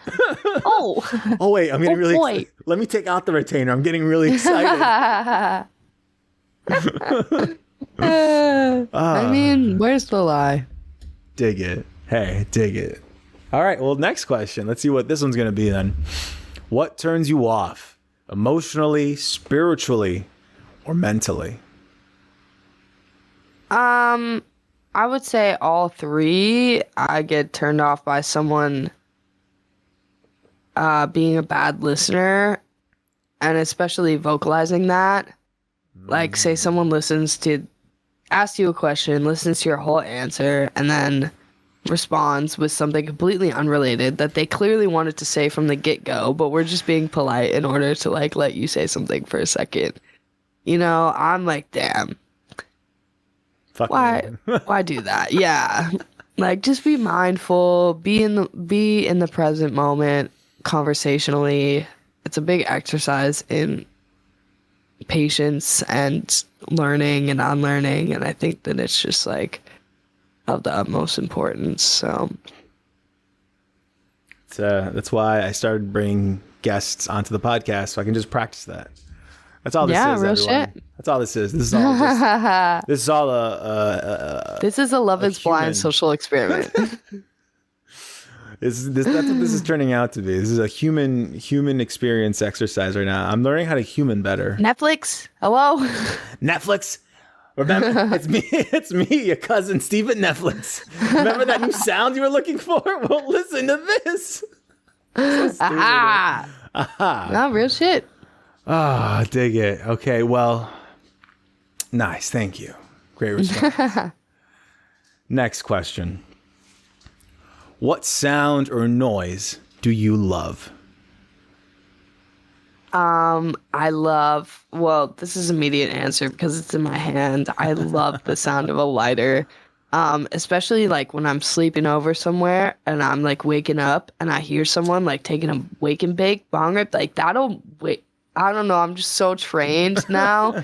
I'm such a like delicate sleeper, but you click that letter at 8 a.m.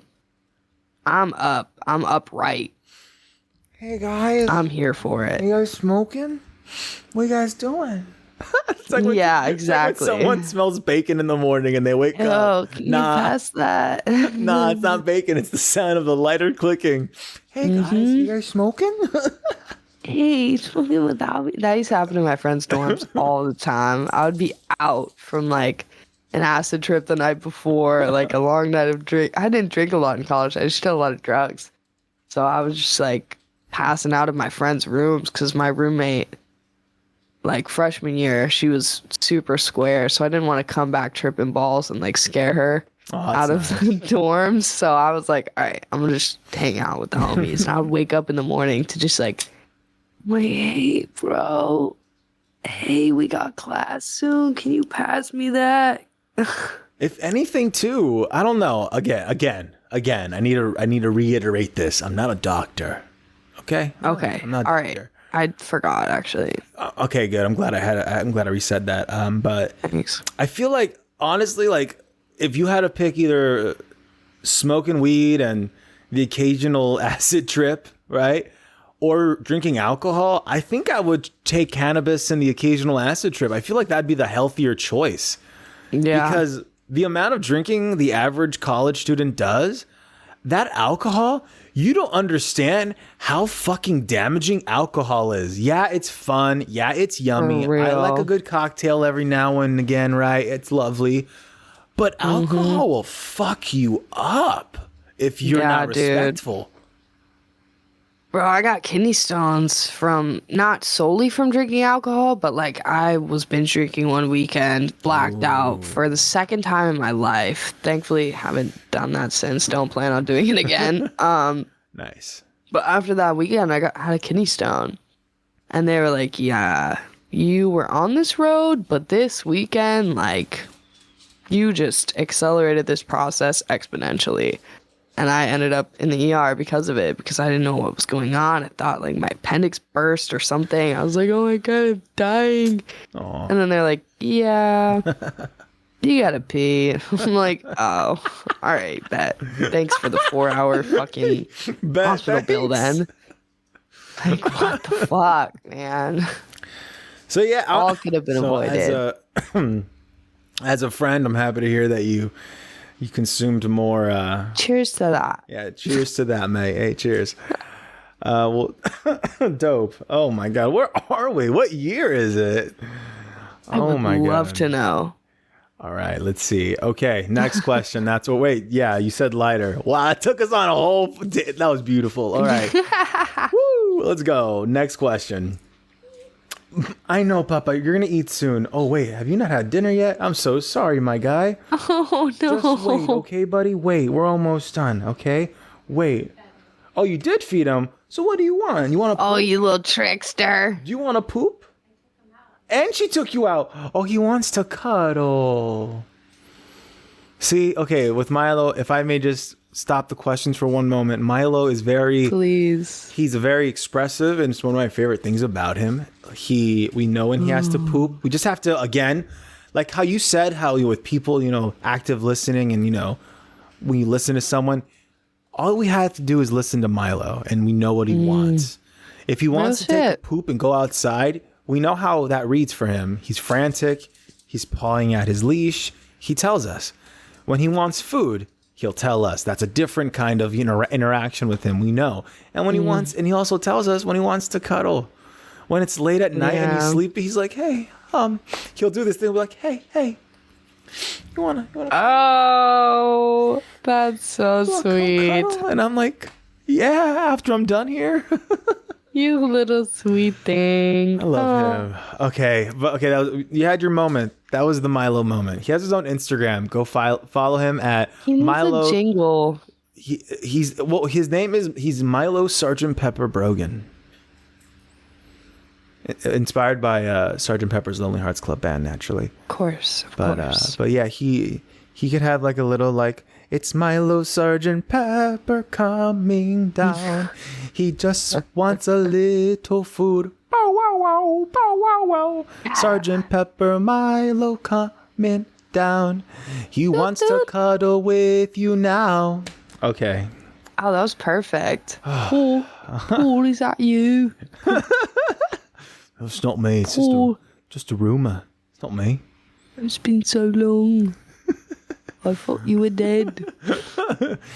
I'm not dead. I'm the walrus. Sound more like Jack. Yeah. Cuckoo, cuckoo.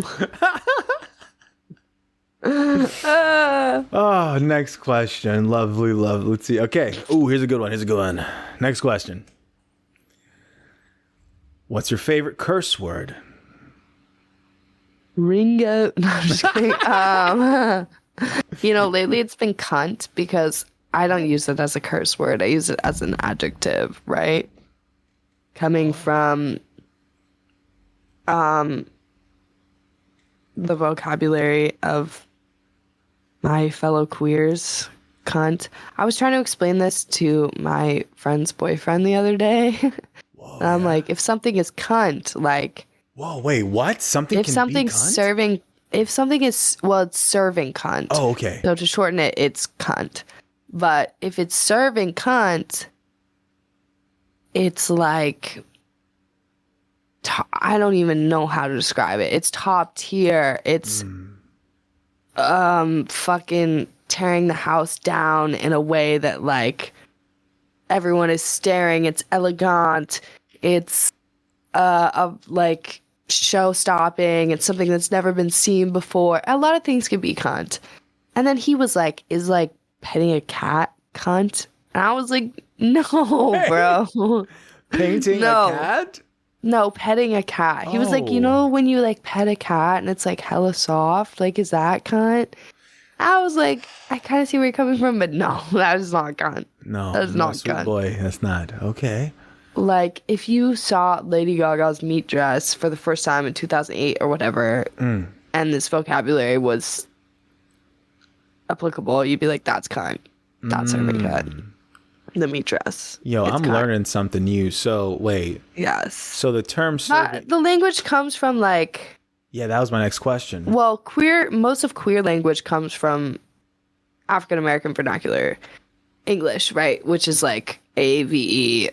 So much of our like TikTok language comes from AAVE, which also a lot of the times is intrinsically linked with. Time out. Whoa. Something happened on my end. I'm so sorry. Hold up. Are you good? No, you're good. Oh my God. Yeah. Okay, so we're just going to pick it up from there if you don't mind. It's like nothing happened. It's the professionals we are. So I know, buddy. Do you want to cuddle? I swear to God, I think he wants to cuddle.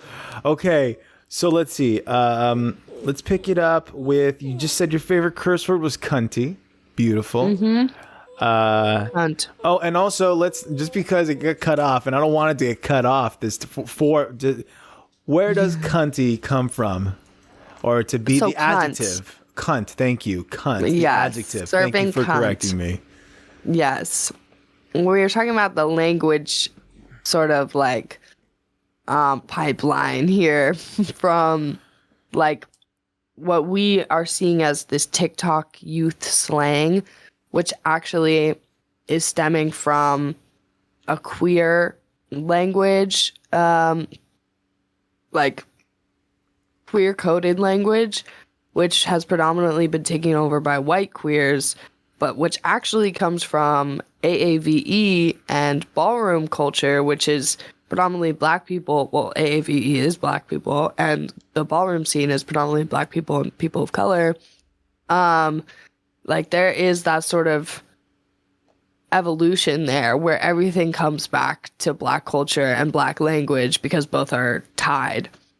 And then we see like it becoming queer language in general, which is sort of where you find the word cunt, like serving cunt. She's serving cunt. She's like serving looks. She's amazing, whatever. We see that happening, and then slowly it becomes overtaken by this sort of like TikTok slang youth, which is, you know, where we see people like, I be jogging on Saturdays, as opposed to I am jogging on Saturdays. And that sort of language is directly coming from AAVE, whether we recognize it or not.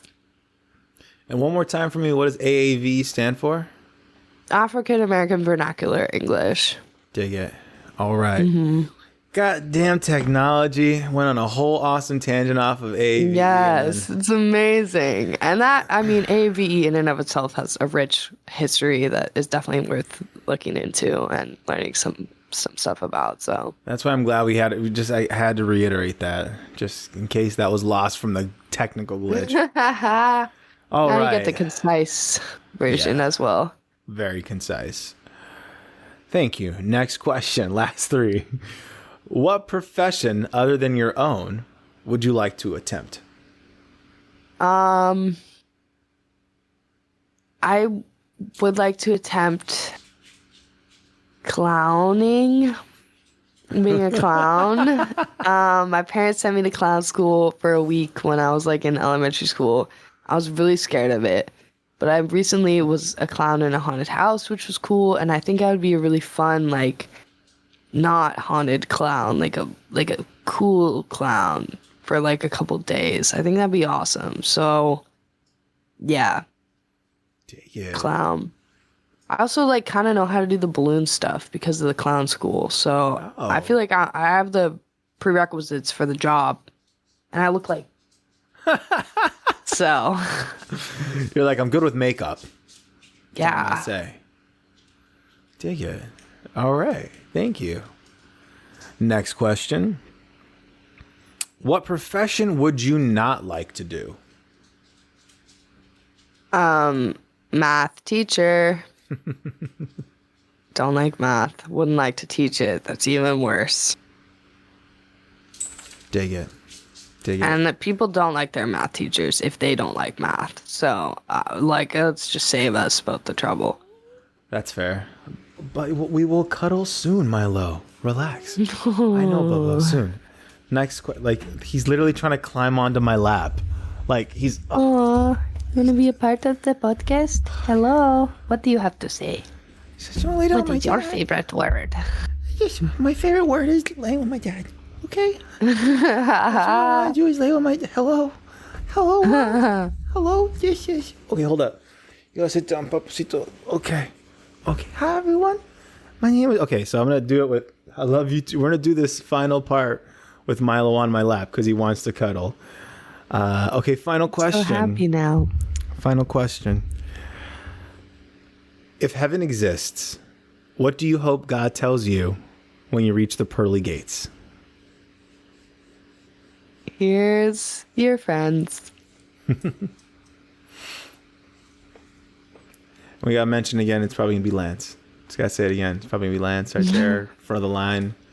Be like, hey, I got this. Sorry, not put this little piece away. It better be with a little bong right there. Actually, a bong this size. Not a sponsor, but this size exactly. I'll expect and accept no less. Dig it. Well, thanks for cleaning that up with me. I appreciate you. You are a professional, like always, Babyghost. We're almost relaxed. We're almost done. Now, this is the time of the podcast where you get to share what's out, latest stuff you've come out with, things to look. It stopped recording. There you go. I fixed it. We're good. I caught it though. Not a flaw in sight. Not a flaw. This is all stitched together. Technology seamlessly. is smooth. Editing this is going to be fun. Expect this in a couple days. But anyway. Take your time. please let the world know, the vast world of the Why the F Not listeners, what you got going on, what to expect, anything in between. Yeah, I'm working on an LP right now. Just released my EP, Sad Ghoul Summer, back in August. So definitely get that up. Just released my first music video that I am very proud of. I was proud of my other videos, but this is something different, and you can tell that there's a different energy and a different team behind it.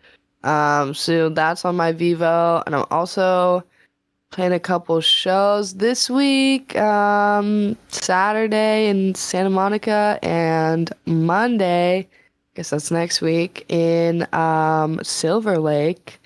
So those will be super fun, and more to come from there. Hey, well, till next time. Yes, next time. Absolutely. Thank you so much. Yo, this podcast was like our first two combined. I know, right? That's a good time. That's so funny. Well, let's see. Shit, dude, you're fun. It's fun to talk to you. So fuck yeah, likewise. Dig it off. I'm happy to hear that. Well, let me see. Let me officially.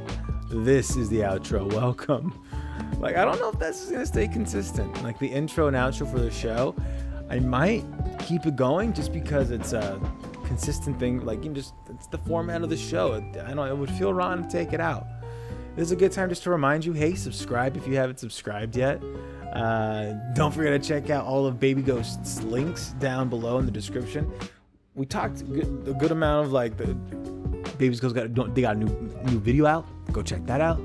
I'm stumbling on my words because it's late and I hung out with my girlfriend and I forgot to film these, and I was like, oh baby, I'm sorry.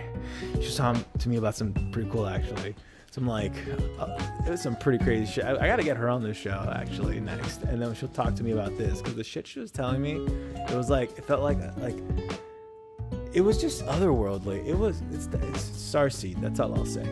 Anyways, if you want to see anything else that Babyghost is up to, check out the description below. All my links are gonna be down there too. All my links, they will be down there too. My link tree, all that good stuff. Yeah, subscribe if you subscribe. Did you like the video? I guess you can like it if you want. You can comment if you want to. What's your favorite word? Yeah, hey, what's your favorite word? Is it kilt? I don't know. Anything, What is it? Oh, and don't forget, most importantly, you're enough. You're more than enough. It's insane how enough you are. Okay? Bye. This is something else. I don't know if I'll keep it, maybe, but just for consistency's sake, maybe I'll keep it. I don't know. But when I was doing turn around, I like to be talking to the mic really closely. Goodbye.